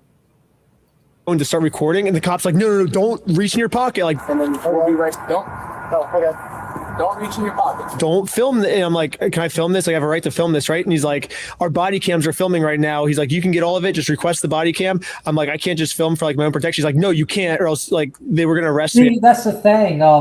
They're doing that because they ended up cutting out a lot of the footage, and the hacker was the one releasing the footage. It's like they still didn't get the first couple of days footage though. Yeah, they got a few of the footage, but they didn't get everything. It's like that's the thing. It's like they should have let Ben film, but it's like guess what? They didn't let Ben film because they want to cook up their own narrative. That's why they're saying, "Oh, the body cam is filming," because they're gonna cut out the body cam. They're gonna cut out their conversations and stuff, and they're just gonna put what they want you to hear, so they can form their own narrative. to trick the old boomers. And you really think they care about internet people? They mainly care about the old boomers in the town, and even the old boomers in America Fork Town are against them because they're like, hey, we're tired of this shit. Like, see, stories like this get everyone of all these different groups to unite, even groups that we may disagree or clash with. Like, we clash with the boomers on a lot of things, but even the boomers, even the normal everyday civilian boomers are on our side in this situation. Like, everybody's uniting. Besides, crowd chasing dick riders that, oh, it's not the value. CoffeeZilla exposed Ben. I have to jump ship now. It's like, fuck you. Stay off the ship. You are just as much of an enemy as Bricks and Minifigs because you're just a dick sucker. Fucking commentary, fucking retards. That's why I hate the commentary community. They just flip-flop all the damn time.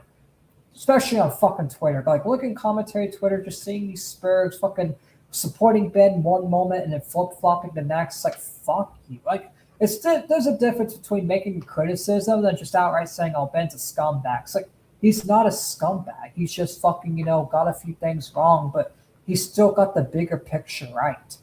The American Fork Police Department is corrupted. They need to be dealt with. Bricks and Minifigs slandered him, and they should have given the Legos back, even if it's not 200,000, even if it's only 107,000. It's like it's still a lot of money, and they're still in the wrong. Like, yeah, they may not be as in the wrong as we thought, but they're still in the wrong.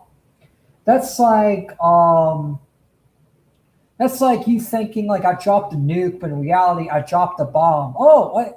Like, let's say I dropped a bomb on someone, right? And I killed y'all thought I killed 70,000 people, but in reality I only killed 30,000 people.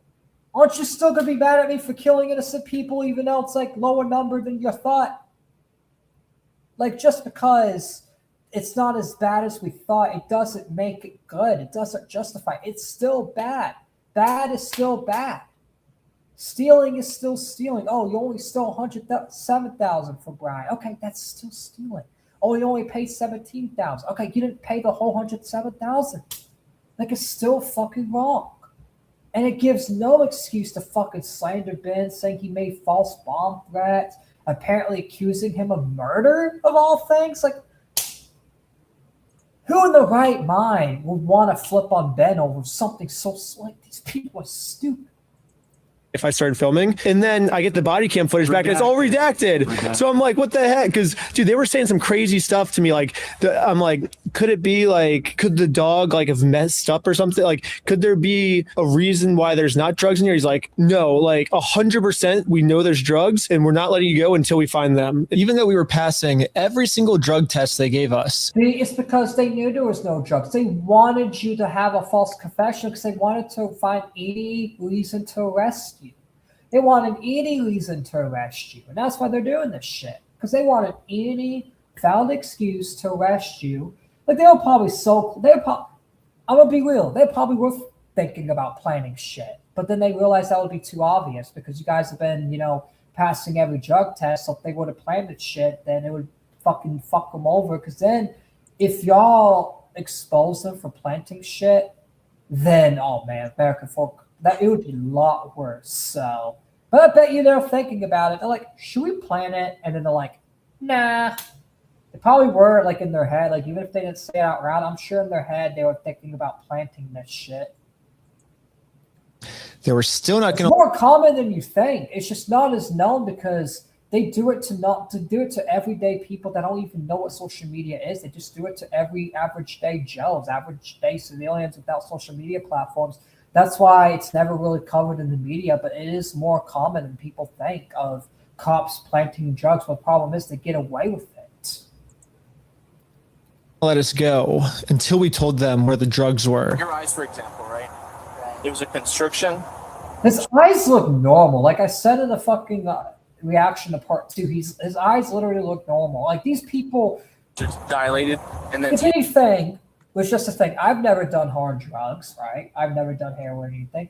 But at least you could say, oh, Triton is more like it because I've done weed, I've done shit. Like, you know what I mean? That's why, like, if you say my eyes look fucking, fucked up, because it's like, hey, yeah, it's from the weed. So it's like, technically, it's like you can, make an argument against me, even though it's like I've never done hard drugs. But it's like, these people don't even have a That's why it's like I'm glad I'm not in this situation, because they'd be like, hey, look, you're on weed, even though it could literally be like a fucking legal fucking vape from the shop that's like Delta, that probably still arrest me and say, oh, it's actual weed. Like, that's how bad these cops are. They want to arrest you for anything. You notice it? So I haven't been looking at this. By the way, too, which obviously y'all know, but anything like I smoke is obviously legal, because that's the thing. You know, I'm not stupid, and for two, it's like, you know, buying illegal stuff's just not even worth it. Like, make sure, like, if you do smoke weed, you buy like the Delta. Like, if weed's illegal in your state, just buy the Delta shit. It hits just as hard. Look at him. Oh, look at you? Yeah. You do see it? So it's crazy. He's literally talking normal too. It's like, I'm not even high on anything, and because I'm autistic, I'm not even like, I'm talking a little slower than him, and I'm not even fucking like, come on. He's literally normal. He's literally not on anything, not any substances. He says he never drank, and I actually believe him.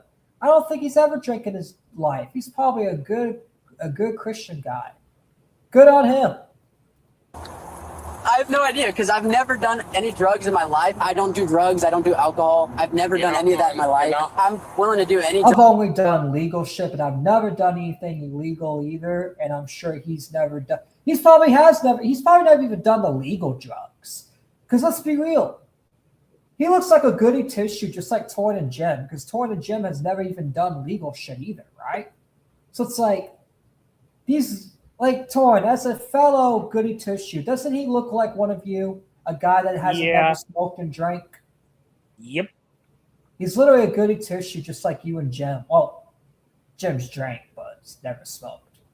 Drug tests. But still, it's like he's just like a goody tissue like you, Torn, because like literally never drank, never smoked. He looks normal. He's speaking really clearly. He's literally like making sense. So it's like, yeah, like this guy's not on anything. Like, I'm very cooperative. I don't understand what you're seeing in my eyes. I've gotten in legal drugs. I'm not gonna lie, I regret it. It was only a few times in my life, early 20s. I mean, at least you admit, like, hey, it's a mistake. So it's like, that's the thing. It's like, do I think just because you do, like, you know, something illegal, like, oh, drugs, it's like, do I think you're like a bad person? No, it's just a fucking stupid thing to do. But at the same time, it's like, you know, you're not, I mean, technically you're not harming anybody, you're only harming yourself, but you shouldn't harm yourself like that. Like, you got to think, it's like, you know, you don't want to die just because, you know, you want to get high on something stupid. And that's why it's like, you know, I just made sure, not only that, but you don't want to get in trouble with the law over it either. So it's like, you know what I mean? So that's why it's like, you know, you got to make sure that, you know, you're doing stuff legally and all that. That's the thing. If you made mistakes in your early 20s, it's perfectly fine. It's like, you know, we all make mistakes and all that, but it's just like, you know, you just got to make sure you repent and you understand, hey, that's a mistake. Sure if you're lying to me or not, to be honest. I'm willing to take any drug test you want. Walking a very dangerous line, which can get you hemmed up a lot of things. Yeah. You could end up in jail in Utah when you're from Cali. Okay. Not worth it, right? Yeah. We have the most like stuff that could like put these cops away. Thing they're willing to do any fucking, that's how you know. It's like, that's the thing. Like, if the cops try to falsely accuse you of being on like substances that you're not, just simply say, hey, do a fucking drug test. Like, do a drug test. So that's the thing. It's like, if I was ever in a situation like Ben, right, I'll tell him, hey, do a fucking drug test. Now, let's say it's like, you know, with me, it's like I do, you know, legal stuff. It's like, hey, they can't arrest me for the legal stuff. It's like, hey, do a drug test. Like, you know, and I'll do a fucking drug test. I pass every drug test, and I'll see, hey, you only do legal shit, and then fucking let me go. And that's the thing with Ben, too. It's like, that's why it's like they couldn't even arrest him on the drugs thing, because they've done every single drug test, alcohol test. No alcohol was found in his blood. No drugs are found in the system. Reckless Ben is fully innocent. in like jail for like forever probably, and then they just redact the audio. It's like what, and they don't let me film. It's like what the heck. I know you can always just like decline a search of your car, but they for some reason had probable cause to search our car. Like they didn't really give us an option. It was like, we are searching your car, you don't have an option in this. They gave us a hard time, but they couldn't arrest us. So I thought for sure they were like planning. Damn, that's a snake on him. Damn, cool looking snake.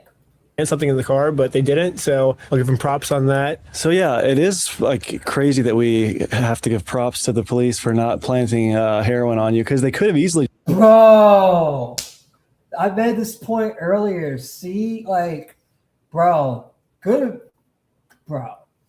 Just said you had heroin. I'm sure a bit of They it. could have done exactly like I said earlier. They could have done that. They could have done it. They could have planted it. They probably were thinking about doing it. They probably were thinking about, oh yeah, let's plant this. But then they're like, oh, it would be too obvious. Especially with the passing every drug test. That's why it's really important. If you ever encounter the police, right, and they try to accuse you of shit that you don't do, even then, it's like you got to make sure you always be honest with the police, right? Even if you do something bad, it's like being honest with the police makes your credibility in court look a lot better, because even if they lie on you, it's like at least you're honest with the stuff you've done, right? Always be honest with the police. Always, no matter what, be honest, because guess what? If they try to lie, you could say, hey, I said I did this, this, and this, and you're trying to say, like, especially if they lie, it's like, if they're lying on you, you might as well just be honest so you can fucking, prove your case easier. Like, if they're like, if you did something like little and then they try to make it to a bigger deal, admit to the little thing and then, fucking, and call them out on the big thing. But that's the thing. It's like with Ben, it's like he didn't even like do anything. He passed every drug test. That's why it's like, that's the thing. If they say you do drugs and all that, do a drug test, prove them fucking wrong, like Ben did. And that's how Ben got out of the situations, because he just said, you know what? Give me the drug test. Give me every single test. A disheartening thing happened. It seemed like it took a bit of wind from your sails, right? Yeah, but we were like, I guess once we got this court case approved, it's like, let's serve him his court papers. In person, when all this was happening, how obvious was it that the police were working with Bricks and Minifigs behind the scenes? I don't know if they were necessarily working with Bricks and Minifigs. I think the police They were. The footage shows it. They kept calling them over and over and over and over again. They probably had like fucking private messages without like you even knowing. Like there's probably stuff that we don't even know behind the scenes. It's probably it's obviously they have the same goal. Like it's obvious they both that the American Fork Police Department is in on this censorship. Like it's just obvious. Because why else would they try to arrest you if they're not trying to protect Bricks and Minifigs? Like, it may not be a direct cooperation, but it's definitely an indirect It's definitely an effort. It's definitely a campaign that they're both in on, even if they're not directly cooperating with each other. They still have the same goal as taking you down. just like That's a fact.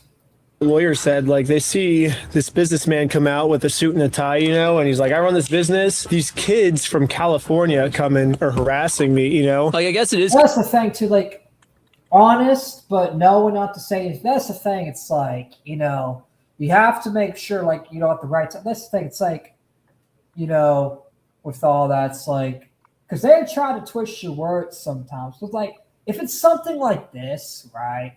Let's say the police came right now and said, hey, we got a report that you're taking heroin, crack, and all this illegal shit. I'll be like, okay, drug test me right now, bitch. I'm not taking anything. I've only, done shit legally, like medical shit. That's it. I haven't done anything else but medical shit.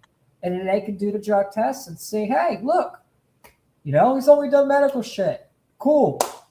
That's how you destroy them. Just fucking destroy them. And then they ask you any questions after you prove them wrong, don't answer. Plead the fifth. Hey, are you doing? No, plead the fifth. I already told you. I already proved it. The drug test proved you wrong. Now I'm just waiting for my lawyer. As long as you can have it on paper that like you prove them wrong, then after you prove them wrong, you can shut up. You can go, whoop. But you also do need to prove them wrong. If they ask you for a drug test, just take it. You don't even need to cooperate with them. Just say, hey, I'll take the test. Like if you don't want to get into details about anything, just take the fucking test and fucking, let them fucking test you. They find nothing. Boom, you're good. Kind of a bad look. At the end of the day, like, this businessman stole a bunch of money. We had the proof he did it, and the police should have just listened to the proof, you know? Also, in the unredacted footage, he mentions Mormonism a lot. He's like, I'm pretty high up Mormon, you know? Like, I'm on, like, the high-ranked council or something. I think he said it was on, like, council, maybe. I was sitting there just thinking about it. I went to church and came back. The police look at him. He's like, oh, a nice church-going businessman getting harassed by these kids that don't even belong here. And they just took their side. In Mormonism, you have to pay 10% of your income to the Mormon church. Yeah, 10%. So if they're making like $1 million, it's $100,000 a year. So they're donating a lot of money, and the police are gonna be like, they donate a lot of money. Maybe we'll help them out. You know, I don't know. And that's definitely what it is, right? They donate to the Mormon church. The police is really aligned with the Mormon church, so they felt like they need to help. It's a religious bias. That's what's going on. It's a religious bias. Like the Mormons that have followed the church and agree with everything the church does and don't speak out against the church, just fucking, be followers like blind sheep, they get to do whatever the fuck they want. That's the reward for being good fucking sheep and good goy, like the Israelis call them.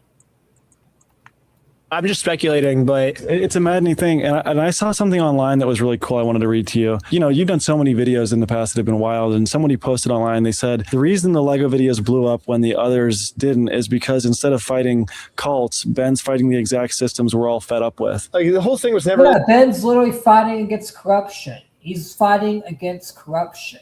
He's fully fighting against corruption.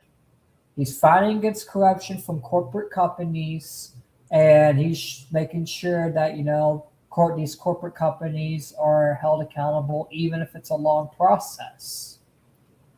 About Legos, it was kind of just about, like, legal loopholes. Even that's the thing. It's still kind of be a win because, for Bricks and Minifigs, but even then, it's like Ben kind of already won because even though Bricks and Minifigs may financially win in court, their reputation's fucked. Everyone now knows them as the Lego company that scammed a guy and an old man and stole $100,007 from worth of Legos and slandered and harassed and ruined Ben's life and tried to censor him.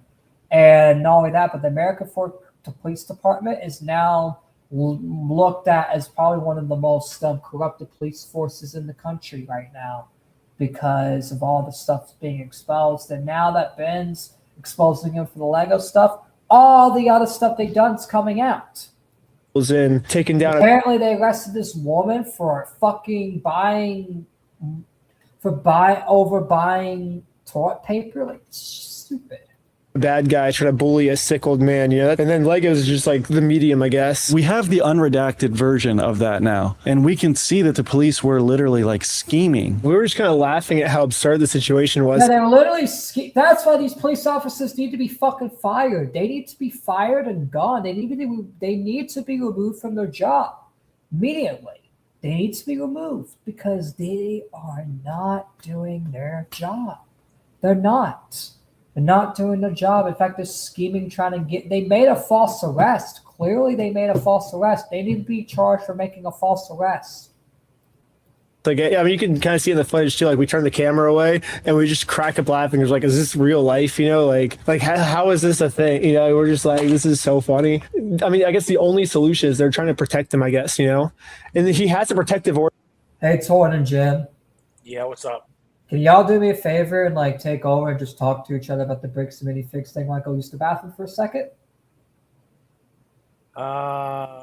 Jim. Yeah. Take over the show for a second. Just talk about the Bricks and Minifigs thing. Just keep ranting about it for a second. I gotta go to the bathroom. I was gonna wait, but I hate when he puts me on the spot like that. I mean, if you don't want to, Jim could fucking do it. No, I mean, I don't really have anything to talk about that we haven't already talked about. I know, just come up with something. Blabber, repeat if you need to. Get the content going. Hey, Torrin. Yeah, what's up? This wayward, what is it called? The game. The game I'm playing, right? I It's guess. really, I don't know. it's really good.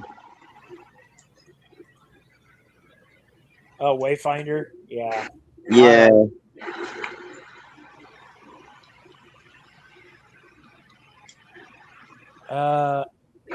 What's up? I DM'd you that YouTube video I was watching, by the way. Okay, I'll take a look at it.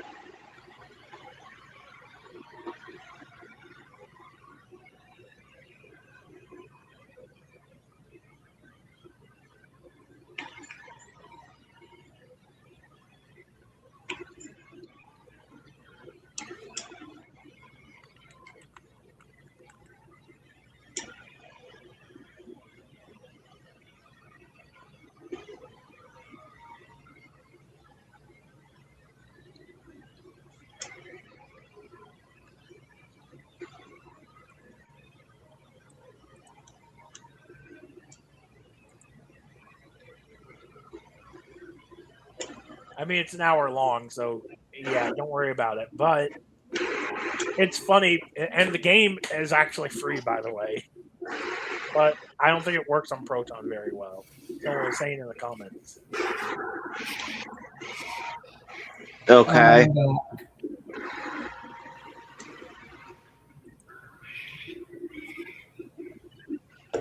All right, Jim, your background's kind of going crazy.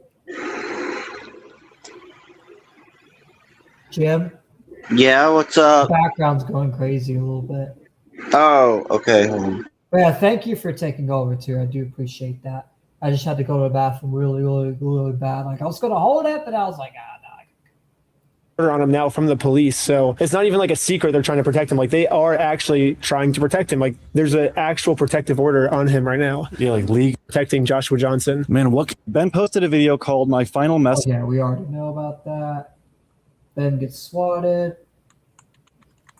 Ends in your life being ruined, which is crazy. Immediately after I made the GoFundMe, they arrested my friend Sheldon, and then they swatted my house, saying that I stole the Legos. But I think that was just an excuse. I think they just wanted me because I made I called Josh out in the GoFundMe, and eventually they actually ended up arresting me, and they said it was for the creation of the GoFundMe is why I got arrested. Still a GoFundMe. Another false arrest because they originally got a warrant that he stole Legos, and then they arrested him for the creation of the GoFundMe. It's like, this is another thing. It's two false arrests, like multiple different false arrests.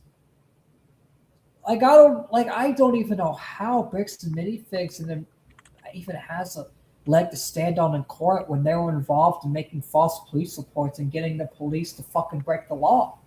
Right after I mentioned this GoFundMe, the investigator wanted to leave the room. Hang tight here, and then I'll be back with you. So that was the second time you got arrested? Yeah, in Utah, they have crowdfundophobia. It's a really rare condition. It's like super rare, but we just got really unlucky where someone in the American Fork Police Department had crowdfundophobia. And like, we have to be sympathetic for this because it's not his fault, you know, that he was born with this condition, but they are terrified of GoFundMes. Is that where our story ends off?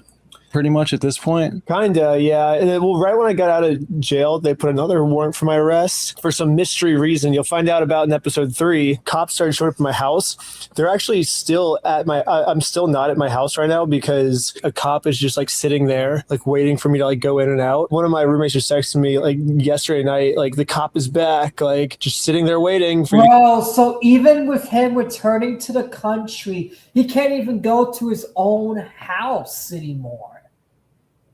Wow, he's not even allowed in his house without being stalked and harassed. He's basically at an undisclosed location. So and that's the thing. It's like you probably should just get out of the fucking country, like I said, because they're gonna keep doing. They're gonna find the other location you're at and fucking go to where you're staying at now. You might as well just go, like you said. They can't touch you in Mexico.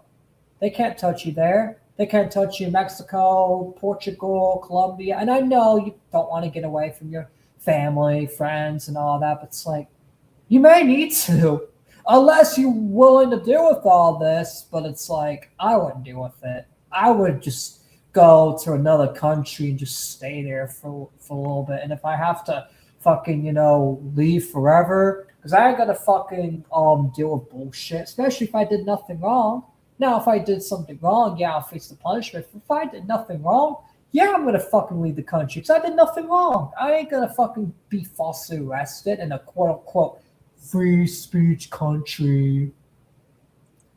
Come at and yeah, the cops are waiting to get me. It's crazy. I want to talk about how you got the unredacted footage. At first, a bunch of people started calling the police station. The police said that they got hacked. Like I put in my video, I was like, the American Fork Police got hacked and we're gonna review the footage. But I think they just said that because they were too embarrassed of what actually happened, which was Oh, bro, Torn, you just hear this bombshell that apparently they didn't even get hacked.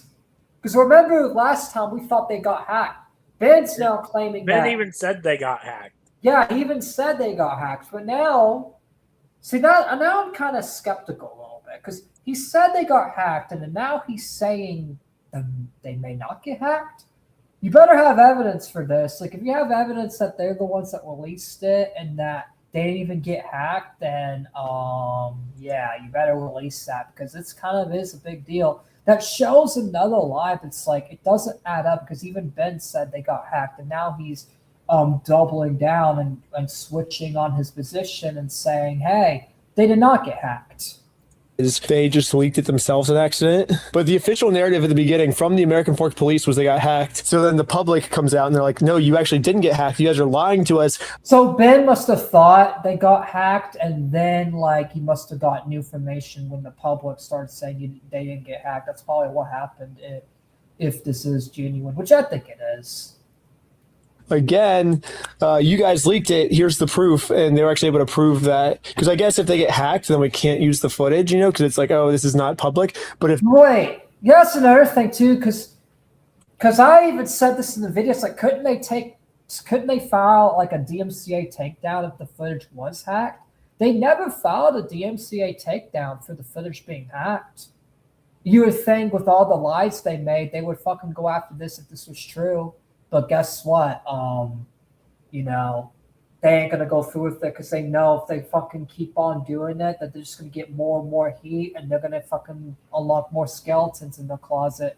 That's why they're half-assing it because they were going full on, but now that coverage is now that this story is getting way too big, it's like, yeah. They leak it, even if it's an accident. Come up with something, he says. Oh my gosh, your second song. For them, it still counts as an official documents being released. My phone number got leaked, social security number got leaked. So I've been hanging out with you the past 2 days, and we've been taking calls from random fans. Yeah, are you been calling me? Yeah, it's been sick. And they've been very nice. Yeah, I like talking to them. They're sick, dude. First, it was it's slowed down now, but it was every 3 minutes I was getting a new call. I couldn't call anyone, but yeah, I'll probably just end up changing it, I guess. But it's been fun talking to. Who? That's so fucking weird. Someone leaked his social security number and bro. See, this is the problem. It's like Bricks and Minifigs is causing this fucking harassment to him, bro. He's getting a bunch of harassment from all these different fucks because Bricks and Minifigs fucking lied. It's like, that's the thing. Yes, majority of people are siding with Ben, right? But however, there is a small group of people, small group of douchebags that are siding with Bricks and Minifigs, going as far as harassing this fucking dude. And it's not fucking right. Fans though, dude. Someone invited us to their birthday. That was sick. I have the best fans in the world. So how do you feel about Bricks and Minifigs' initial response to the context of everything that has happened since? I mean, it's just the same stuff they've always been doing. Oh, well. Hey, Ben, can I invite you over here if you're going to birthday parties? Hey, you should just come down here. Which my birthday already passed. But hey, you're invited to my 22nd birthday.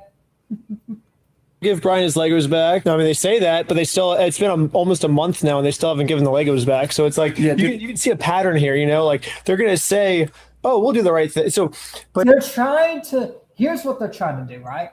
They're basically saying what the public wants to hear, but not actually acting on it. But here's the thing is actions speak louder than words. They say they're going to do the right thing and no one believes it. It's just do the right thing. Like, why say you're going to do the right thing if you're not going to just do it? And then that will speak louder than your words, you know? How tired are you of hearing them say, we're going to give Brian his Legos back? I'm not tired of it. I think it's hilarious. Like, the more they say it and the more they don't do it, just makes them look worse. I think it's hilarious. Every time they say it, I just give myself a little chuckle. I'm like, haha. And I guess they said it again. We're happy to give your stuff back. I want to give it back to him. That's the long and the short of it. I'm happy to give you the inventory. Get the inventory to Brian and give him back. I'm not gonna spray him. You don't just want to give Bro, if we got $1 for every time that one of these fucks have said they're gonna get the Legos back, man, we will all be rich. the Legos back. They said that so many times. We'll get the Legos back. We'll get the Legos back. Do it! Oh, that was too loud. My roommate's sleeping, even though it is like 3 o'clock. It's like, I don't know why he's not even up yet. Like, How do you feel about the CEO of Patreon personally coming forward and supporting you? Dear community, my name is Jack Conti, and I'm the CEO and co-founder of Patreon. This is the verified complaint with exhibits. So after an extensive review and investigation by Patreon's trust and safety team, we have in fact, unfortunately determined that Bricks and Minifigs can stuff it. He has to. Yeah, I love that. I love that too. He's like, Bricks and Minifigs can stuff it. And honestly, they can stuff it. They should stuff it. Take him down because there's the court order. See, the CEO of Patreon actually has my respect because he's willing to fight for free speech to say, hey, you can stuff it. He didn't break our rules. Stuff it. I don't care about your corporate money. Sue me. Sue me too. I actually got money. You can't take me down. So I was like, oh shoot, dude. Like, he's like, unfortunately, I'm like, oh no. That's huge. Yes, that is huge. The Patreon, the CEO. Unfortunately, his reaction. And he's like, Bricks and Minifigs can stuff it. And I was like, yes. But like for a second there, my heart like dropped, dude. I was like, oh my God, like felt like I just died, you know? I was like, oh no. He definitely got me there for a second. And I think everybody on the internet, like, I don't blame him. He got a lot of people doing that. Because imagine it's like you're thinking that the story's not going to get covered, and then all of a sudden the CEO of Patreon's coming to your defense. My heart would drop too. I would not expect that.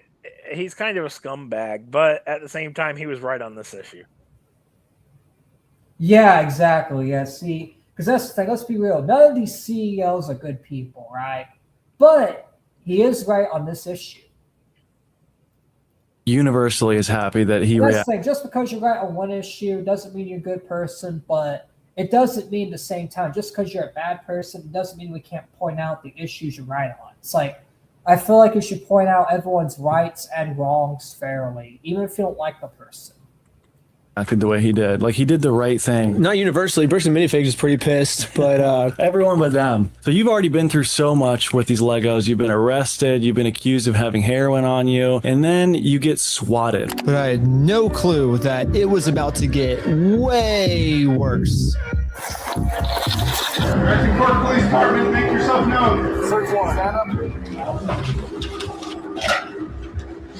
And they dislocated your shoulder. I know you've had shoulder and neck issues, but yeah, it's so bad. You didn't make any movement at all. What I ended up finding out after watching like the unredacted body cam stuff is he's like, make sure no one's filming inside, like do whatever you can. Like, they're going to try to film, but make sure they don't film, you know? Before we enter the property, the cop warns all the other police officers to make sure we are not filming. See, they shouldn't be doing that. You should just let them film, because what are you afraid of? Like, if someone's filming you and they're not editing the footage, what are you afraid of? Just do your fucking job and you won't get fired. You don't have to worry about people. You won't have to worry about anything if you just do your fucking job the right way. Follow the fucking law on film and you'll be fine. Hey, they're probably going to see the reason why is because they wanted to falsely arrest Ben and they don't want any evidence. That's why they wanted to make sure he wasn't filming, because him filming gives the people evidence and gives them evidence against them and proving that the American Police Department is corrupted. Be quick to will backfire as it backfired. film. They're probably going to be quick to pull their phones out, so just be aware of that. We're allowed to film police officers. Like, that's not... Yeah, you are. Not allowed, you know? Totally legal. And so I'm just filming like on my phone, like not super nonchalant. I'm just kind of holding my phone like this, you know, like not looking at my phone. I just recorded just to get the audio of everything. And once he sees I'm filming, then he like moves my arm up. So I think he's like, as punishment for filming, I'm going to manhandle you, you know what I mean? Which is super illegal for the police to do. Like, you're not allowed to punish someone for filming. Maybe in North Korea you can, you know, but not in America. That's super illegal in America. At the end, he admits he's like, dude, the guy was filming, but I stopped it, you know, and it's like, the main kid had his phone recording, so I shut it off. But very illegal for the police officer to do that. Like, we have a right to film the police, so we're gonna. They need to be fired. These police officers need to be fired.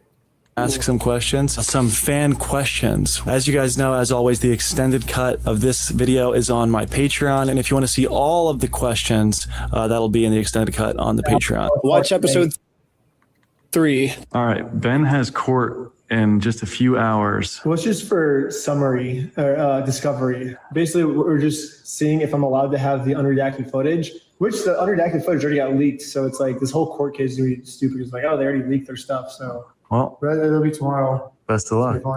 Ben. Just got out of court, but they like completely changed their attitude. They like sucked up to me today. They were like, oh my God, they were like super like nice to me today. It was crazy. They've all just like seen the videos and they're like, dude, this like the power of the internet is going to like destroy us. I feel like they've seen like how the American Fork Police Department's like getting like taken down right now. So it's insane how they just like all like changed their attitudes. They were just like trying to like. Because when you get both sides of the situation and you realize you were lied to the whole fucking time, then it's like, yeah, you gotta change your perspective. Because once they probably watched the videos and saw everything from both sides and realized, Bricks and Minifigs fucking lied to us. The American Fork Police Department lied to us. Boss me around. And that's why they were probably nice to Ben and sucking up, because they realized maybe Ben's in the right here. See, that shows the courts are not that corrupted after all. If the courts are actually realizing that they made a mistake. And I hope that's the case. But you never know, because they football, because guess what? They still want to try to favor the corporate companies, because that's what the courts do, unfortunately. But it's like, in this situation, it's really, really hard to. Like, I'm like, am I allowed to, like, I think the first time I was like, I don't even know why I'm here. Like, you guys please tell me why I'm here, because, like, you guys redacted all my charges. And they're like, well, we can't give you your charges, or else you're going to use it for your YouTube likes and subscribers. Yeah, I'm not a fan of people criticizing anti-woke countries like North Korea. Okay. And stuff. I mean, you're just making it as like an example, because that's the thing. Whether or not North Korea has wokeism doesn't matter. It's like they do not have rights there. That's just the fact, right? They do not have rights there, and it's like that's the thing, right? You look at the dictator there, Ron. You get your head chopped off, or worse. They literally executed a guy for just sleeping in the meeting. It's like, bro, like that's the thing. It's like, yeah, they may not have wokeism, but it's like, I don't know. It's like. And that's the thing. It's like, maybe that's their culture. That's fine. I'm not judging. But it's like, Greco Spin wasn't even shitting on it. He was just fucking bringing it up as an example. It's like, hey, we criticize, because that's the thing. The American government criticizes North Korea. There was one dude they executed with a flamethrower. But hold on. Here's the point, right? North Korea, with this thing, the American government criticizes North Korea for, even if you don't think it's true, right? The American government criticizes and uses North Korea, China, and all these communist countries as examples of, hey, they don't follow rights, right? They don't have any rights for the citizens. But however, America is literally doing what they're criticizing North Korea for, is not giving the citizens rights, mistreating the citizens, falsely arresting citizens. Like literally the American Police Department is doing what the American government criticizes North Korea for doing. Exactly. It's like, if I like, what am I doing here that if you guys can't tell me? And they're like, we need you to. Also, the most of the stuff you hear about exaggerations is not actually libertarian, but they're not as scary as people think. But still, it's like the point on the situation still stands. I mean, the story about the dude executing his own uncle was pretty real. Yeah. But even in like, regardless of whatever you believe, right? It's a fact that the American government criticizes North Korea for this stuff. Even if you don't think it's true, right? They still criticize North Korea and say they do all these things, right? But then the American Police Department is actually doing these things. So either way, it's like the North Korea point still valid in the situation because the American government criticizes them for these things. And guess what? The American Police Department are doing these exact things that the American government claims North Korea is doing, whether you believe it or not, which I know a lot of that stuff is real. Some of it is exaggerated, obviously, because everything is exaggerated, but it's like, that's the thing. Yeah, that happened, but he wasn't. See, that's the thing. It's like, it's a half truth, right? And that's the problem. It's like the media takes half truths that are already terrible, already like undefensible, and fucking add more to the story to even make it more fucking. And that's why it's like you can't even trust the media. But that's just another. But that's the thing. That's a whole nother tangent. But it's like in this situation only, it's like the example fits because it shows how hypocritical the American Police Department is. Keep these redactions on, and then the judge is like, Ben, do you have an argument of why we should take the redactions off? And I was like, because like they've been making a bunch of lies about me, and I can prove this if you want to see all the evidence. And the judge is like, I don't want to see the evidence. I'm signing this protective order. You can't see what you're being charged for. And today they were just like completely attitude changed. They were just like, just agreed with me on everything I said, and it was awesome today, actually. So if I'm not mistaken, you're actually getting charged with the like terroristic threats that they obviously made up about you. Yeah. You shouldn't, bro. You can't let that happen. You need to fight that, bro. You can't. They're charging him for terroristic threats that he never made. What he said specifically is, I'm going to burn down the building and shoot everyone inside. But it makes sense because, like, if this could destroy $100 million company, like, he's going to do whatever he can to get me thrown in jail so I don't Yeah, but come they out. have to prove you said it. Did they have, like, a video audio or something? Or, like, some joke you made? Like, how are they able, like, did they just stick the charge on you? Out and, like, talk about his documentary. But yeah, I think he's kind of doing a weak attempt. He could have come with a better lie, you know, than like, I'm going to burn down the building and shoot everyone inside. Like, he could have come with a better lie than that, I feel like. Good thing we were recording. Not only that, but yes, good thing you are recording, because that's the thing. You have evidence proving he's a fucking liar, and that's the thing. They apparently said they have fucking, camera footage. Why not release the camera footage on their end? Oh, wait, they're not, because they know the fucking full shit. If we weren't recording, then we wouldn't have had our proof. Bro, if you guys were not recording, it would be a he said versus she said, and no one would know what side to take. But because Ben was able to record and document everything, and they're not showing jack shit, it makes me think that Ben is most likely telling the truth, and he never made a threat. Oh, yeah, I feel sorry for like everyone this happens to, that like bricks and minifigs bullies, that isn't able to like film their innocence, it sucks. So how does that old man who owns the Legos feel about this whole situation? Is he familiar with what's going on at all? He just found out as of like 5 or 6 days ago. Like once we raised the GoFundMe money, then Brian was able to tell his dad. Do you know his reaction? He said that he took it pretty well. He said that he was really scared it was going to be bad because like he was trusted with like their family's like life savings collection set, and he felt like he like failed the family. His reaction was just like, he was like, oh, okay. But he was like confused on like, cause he doesn't know like social media at all. So he doesn't like understand like the internet. Like, how is this all going to go? It seems like this is either going to be like a historically insane. I really feel bad for Brian's dad. I really do. Cause he's just some innocent old man that just wants to, chill, make everyone happy with his Lego sets. And then his son has to tell him, hey, I've been keeping a secret. In fact, Bricks and Minifigs, the place we sold the Legos to, scammed me and they're not paying me my money back. And it's like, that's really sad, which I'm glad he took it well. I'm glad he wasn't like, too depressed about it. I'm glad like he's just like, oh well, we'll just fight it. I'm glad like, but still it's just sad because it's like, bro, like he's lived like 83 years just to get treated like shit for just, wanting to entertain people.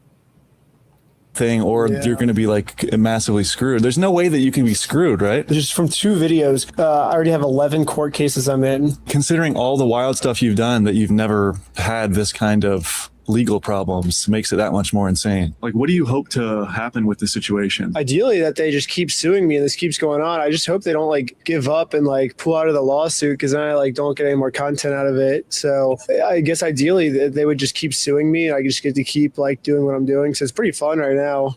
Reckless Ben in the eternal lawsuit. I mean, my career's doing the best it's ever done.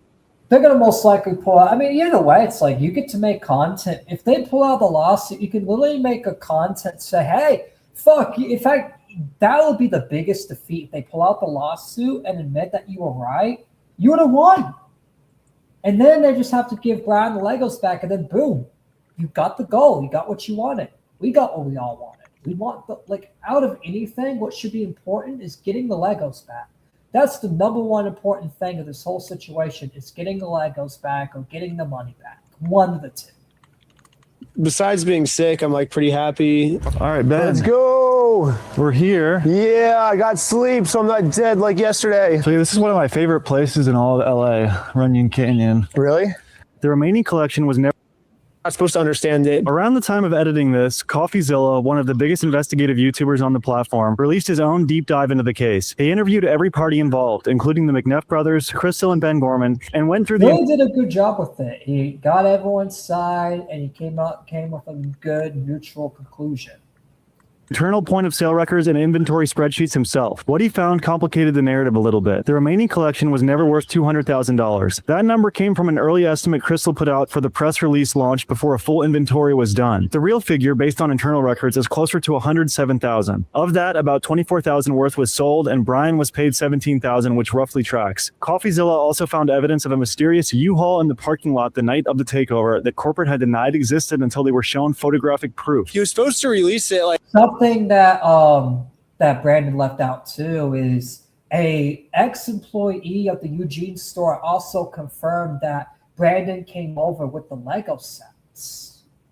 And if they're lying about the U-Haul, then that story may actually be true. Now, that is a he said, she said thing, so I understand why Brandon didn't bring it up, because that's a he said, she said thing, and that's from an ex-employee, and you don't know if they're doing it for attention or not, but it's like, if they're willing to lie about the U-Haul, then why would they even lie about the U-Haul if it's not true? Like, I feel like there's some truths to that. Like a week ago, but yeah, CoffeeZilla's making a video on this. I originally emailed him like the day it came out. I think I was like, "Hey, you should probably like do a story on this. Like, this is just like the beginning of the story." You better be glad you did, because he kind of that's the thing. I know you didn't purposely lie, but CoffeeZilla fact checked and saved your ass from fully looking stupid, because now that you got the actual number, now you don't have to look stupid in court, and now you can actually, get the honest estimation, and you're not looking so stupid. So you really did you really benefited yourself by going to coffee. Like I might be getting sued for like a lot. So like if you talked about it, might like really help. And he like emailed me back. He's like, "Hey, I've actually been following you since the Slackline days," which is sick. Like I did not expect from the email back, which was insane. Cause like he's like one of my favorite YouTubers, And he did. And he's like, "Yeah, but unfortunately I'm in like a bunch of scams, like doing a bunch of scams, like, which I totally get, He probably has like 10,000 people emailing him every week. If he said yes to everyone, he would never be able to post any videos at all. I think like 3 days later, he messages me and he's like, "Actually, this is insane. I have to do a video on this." He's like, "I'm putting everything else on pause. We are doing a video on this." And so he just starts like a week investigation, I guess. And I haven't seen the video yet, but he said he found some pretty crazy stuff out. So he said I'm probably going to love the video. At the time of filming this video with Ben, part 3 of a series hasn't dropped yet. Ben says it focuses heavily on Eamon McNeff and the escalation and it still hasn't dropped yet to this very day. Misdemeanors to second-degree felony charges. So everyone's seen part 1, part 2, and all the crazy stuff in between. We've talked about that in this video. But part 3 is unreleased. Can you give us some juicy information about part 3? Part 3 focuses mostly on the CEO, Eamon McNeff. In episode 2, I was just dealing with misdemeanors. But they never talked about the murder allegations. Not even mentioned here, like, at all. Like, I even looked at this segment, so... Hopefully part 3, when we react to it, we'll mention the murder allegation. Episode 3 is when we get to like now I'm being charged with some second-degree felonies, but it's all fake. It's all lies. They're just making stuff up about me, so I'm not too worried because I have all the footage to prove my innocence. But it's crazy what like $100 million company will do if you're like threatening to destroy them, and this is their decision they're making. It's not You extortion. didn't even threaten to destroy them. You just said, "Hey, can you give the Legos back?" That's all you said. And then you're like, "Hey, we're gonna fight you until you get the Legos back." They're the ones choosing to go the hard way, not me. That is correct. That is correct. They're the ones choosing to make this harder. They're the ones that are choosing to go the hard way and make this so fucking difficult for no good reason. I would choose, if I was going to choose for them, I would have chosen the easy way, give Brian his Legos back. We watched the beautiful sunrise here on and hopefully it was a bit of a stress reliever during this crazy time for you, Ben. I really appreciate you giving me the time of day. People probably don't. Shout out to Brandon Buckingham for doing this interview with Ben. Shout out to Reckless Ben as well. And yeah, so that's the end of that. So before I give final perspectives, I want to give mine because there's a lot of thoughts to it. A lot of new information. Apparently, a woman got arrested for buying too much toilet paper. They accused Ben of fucking murder. The courts are on Ben's side. The courts are kissing up to Ben. And, yeah. And it seems like Briggs the Minifix's plan is just to sue Ben until he's completely broke. So that's all the takeaways that I got from it. Honestly, all those takeaways are just fucking insane. But one thing I really want to know is, like, I don't know if Brandon just made a slip up or not, but what is this murder allegation? Like, I'm really kind of like interested in that because it's like, how would you go that far? Like, no way they went that far and falsely accused them of murder, right? There's no way. Who did he kill? Who died with the Briggs and Minifix? Like, are they killing their own employees? Like, accused? Like, what is going on? Like, what's going on with this shit, bro? Like, this shit's just getting crazier. This story gets crazier and crazier every time we cover it. New revelations, new details, new spotlights. It's just fucking crazy. Now let's get final perspectives we got from Tora last time. Jim, you're first this time. What's your final perspective on the Brandon Buckingham interview and all the new revelations? There's a lot of stuff that got revealed, and it's just, what's your takeaways of the new stuff that got revealed? My takeaway is that still I keep reiterating, just give back the damn Legos. But my other opinion is that they don't understand what kind of hornet's nest with the media and everybody that they basically undid by doing this shit. So I don't know in the future what will happen, but I'm hoping it's a good outcome.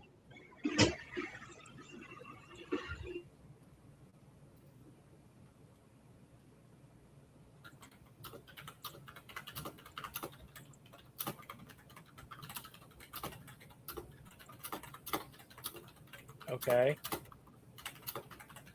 You want me to give my thoughts? Oh, yeah. Sorry. I was answering your DM. But yeah, go ahead and give your thoughts. Honestly, I think this thing's bullshit and they should just admit defeat and give back the fucking Legos. This is ridiculous. This is really ridiculous. Like, real ridiculous. Like, really ridiculous. Honestly, I'm more concerned about the corruption of the police department than anything else, because that shouldn't have happened. And it gives actual good police officers a bad name. And it's part of the reason why these retards around the net are like, defund the police. Because we got retards like this running around doing corrupt shit like this. Exactly. Like, they're doing corrupt shit. They're breaking the fucking law. And that's the thing. The bricks, like you said, bricks and manufacturers should submit defeat, give back the Legos, and all this could be over. We could all move on and we'll all forget about it. But guess what? They're not going to give the Legos back. They're going to keep suing Ben and Brian until they're completely broke, and they're going to try to get some sort of W so they can keep their reputation alive. And that's the plan, is to keep on, suing them, keep on destroying them, and all this and that. It's like that's all they want to do is life ruination of Ben and Brian for simply calling them out on the bullshit. But like Jim says, and that's the thing, we're going to keep repeating this as we keep covering it, but it's true. All this could be resolved if they just gave back the damn Legos. Literally. Give back the fucking Legos or the fucking money, and all this can go away. You don't need the fucking lawsuits. You don't need this shit. You don't need the fucking lies. You don't need the fucking slander. You don't need to accuse a guy of fucking murder, supposedly. Like, the fuck is wrong with you? This shit is so fucking ridiculous. And this needs to be exposed. And I'm going to keep covering this. I'm going to keep covering the updates. And when part 3 comes out, you bet my sweet ass I'm going to be there. And if it's on Patreon, I'm still going to find a way to fucking react to it and give commentary and spread this fucking story. Because this story needs to be spread. I'm so tired of this shit. Tired of corporations getting away with shit. And we need to stand up. We all need to unite against these corporations. And we need to call these corporations out. Point blank simple. Now let's get to future. Now, do y'all have any other final thoughts before we get to future plans? Nope, I'm good. All right, let's get to future plans. Torin, I guess you're going to be in the VC. Yep, probably. What about you, Jim? Let me guess, VC too. Or I may wait a bit before going to the voice chat. I don't know. If Torin's going to VC, I'll probably go to VC. And that's if you wait a while, that's fine. But whatever. But yeah, we'll probably go VC, whatever. Probably do some shows. In fact, that's the thing. I'm not going to do it on the YouTube channel, obviously, but a lot of people on Twitter want me to do a stream on Hugen. You're just so boring that I just keep delaying it. 'Cause it's like, bro, you're bald, you're boring, you don't even stream. So it's like, it just makes me not even interested, but people just keep wanting it because people want him to be called out. But at the same time, it's like, if he was actually interesting, yeah, I would call him out, but that bald motherfucker, that BBD fucking wife-beating motherfucker is not even interesting. He's so fucking boring. Eugene's just so boring. It's like, I don't even know if I want to do a stream. I would be honest with y'all. It's like, I know people want to demand it, and I keep telling people I will do it, but it's like, I tell them I do it, but then I'm like, I don't want to do it because it's like, Eugene's just so boring. Like, no one even, I bet you a lot of my audience watching right now don't even know who I'm talking about because he's so irrelevant. So it's like, do I really want to give someone a shine? So I'm gonna probably do it on Kick at some point whenever like I feel like he's interesting. Like I'll do it eventually, but it's gonna be on Kick because it's like doesn't even deserve the spotlight. But yeah, that's people been wanting to stream on that, but it's like my thing right now is focusing on the corporations because the corporations are more important than some fucking random Twitter loser. Because the corporations actually are affecting our everyday lives, and not enough people are calling out the corporations like I do. Not going to in-depth, not talk about the names and who's connected, the investors and all that. It's like, yeah, people call it the corporations, but people don't talk about the investors or like the behind-the-scenes stuff, like go really in deep. And my role is to go really in deep and educate people and tell them, hey, how do we beat the corporations, how the corporations work and all that. And that's why, I'm doing that. But anyways, if you guys don't have any final perspectives on the fucking bricks and minifigs thing, that's gonna be it. We'll see you right back here tomorrow on the show with Digny. We got fun topics for tomorrow. We got, Nick and Myron kicking off a bunch of girls from the show for just being hoes, which is a funny topic. We also got British cops acting stupid, which would be a Digny topic since Digny actually lives in the UK. And then we also got some Nintendo news to cover too, because there's Zarko's been, posting a lot about Nintendo. Nintendo news is floating as well. So yeah, we got a whole fucking, list of topics. But anyways, make sure you guys hit the like button, subscribe to the channel if you're new, turn on notifications so you never miss an upload. It's been me, your boy Triton, and we're signing out. Peace. All right. Bye-bye. Bye-bye.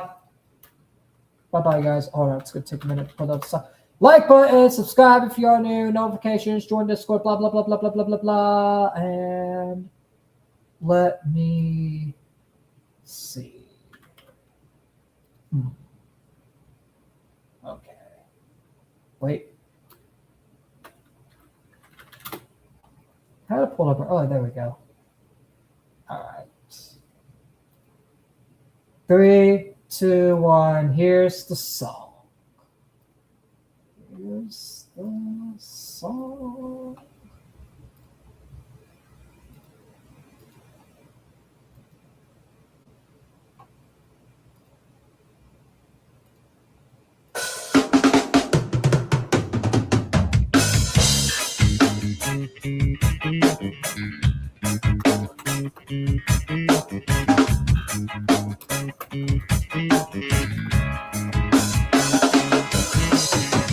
Maybe I just tried too hard, or didn't try enough, but didn't know what I had.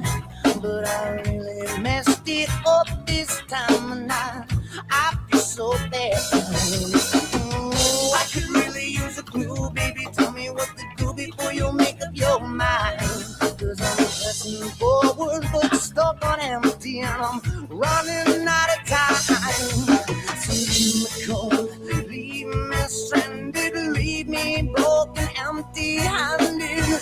Leave me nothing, I'll leave whatever. But baby, promise me you'll never leave me all alone if you go.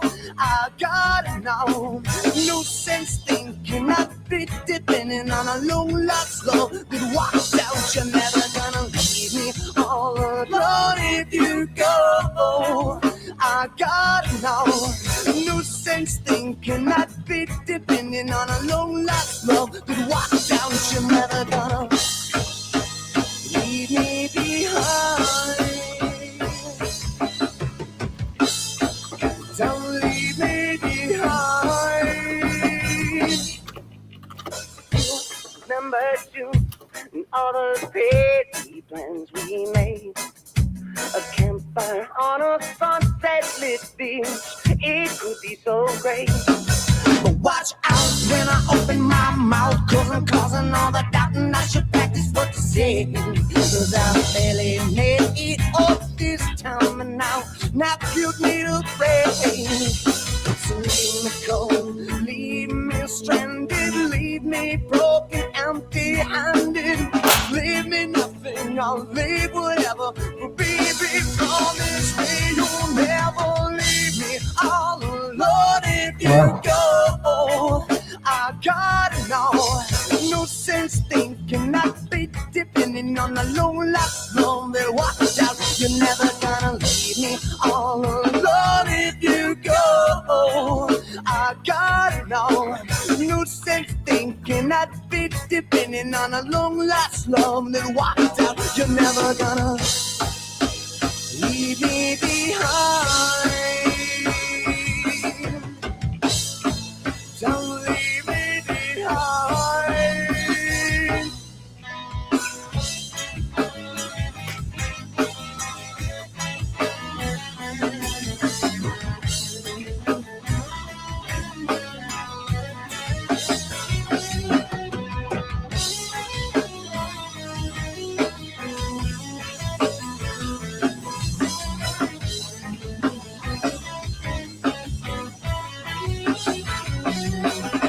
So leave me cold, leave me stranded, leave me broken, empty-handed. Leave me nothing, I'll leave whatever. But baby, promise me you'll never leave me all alone if you go. I gotta know, no sense thinking I'd be depending on a long lost love that walks out. You're never gonna leave me all alone if you go. I gotta know, no sense thinking I'd be depending on a long lost love that walks out.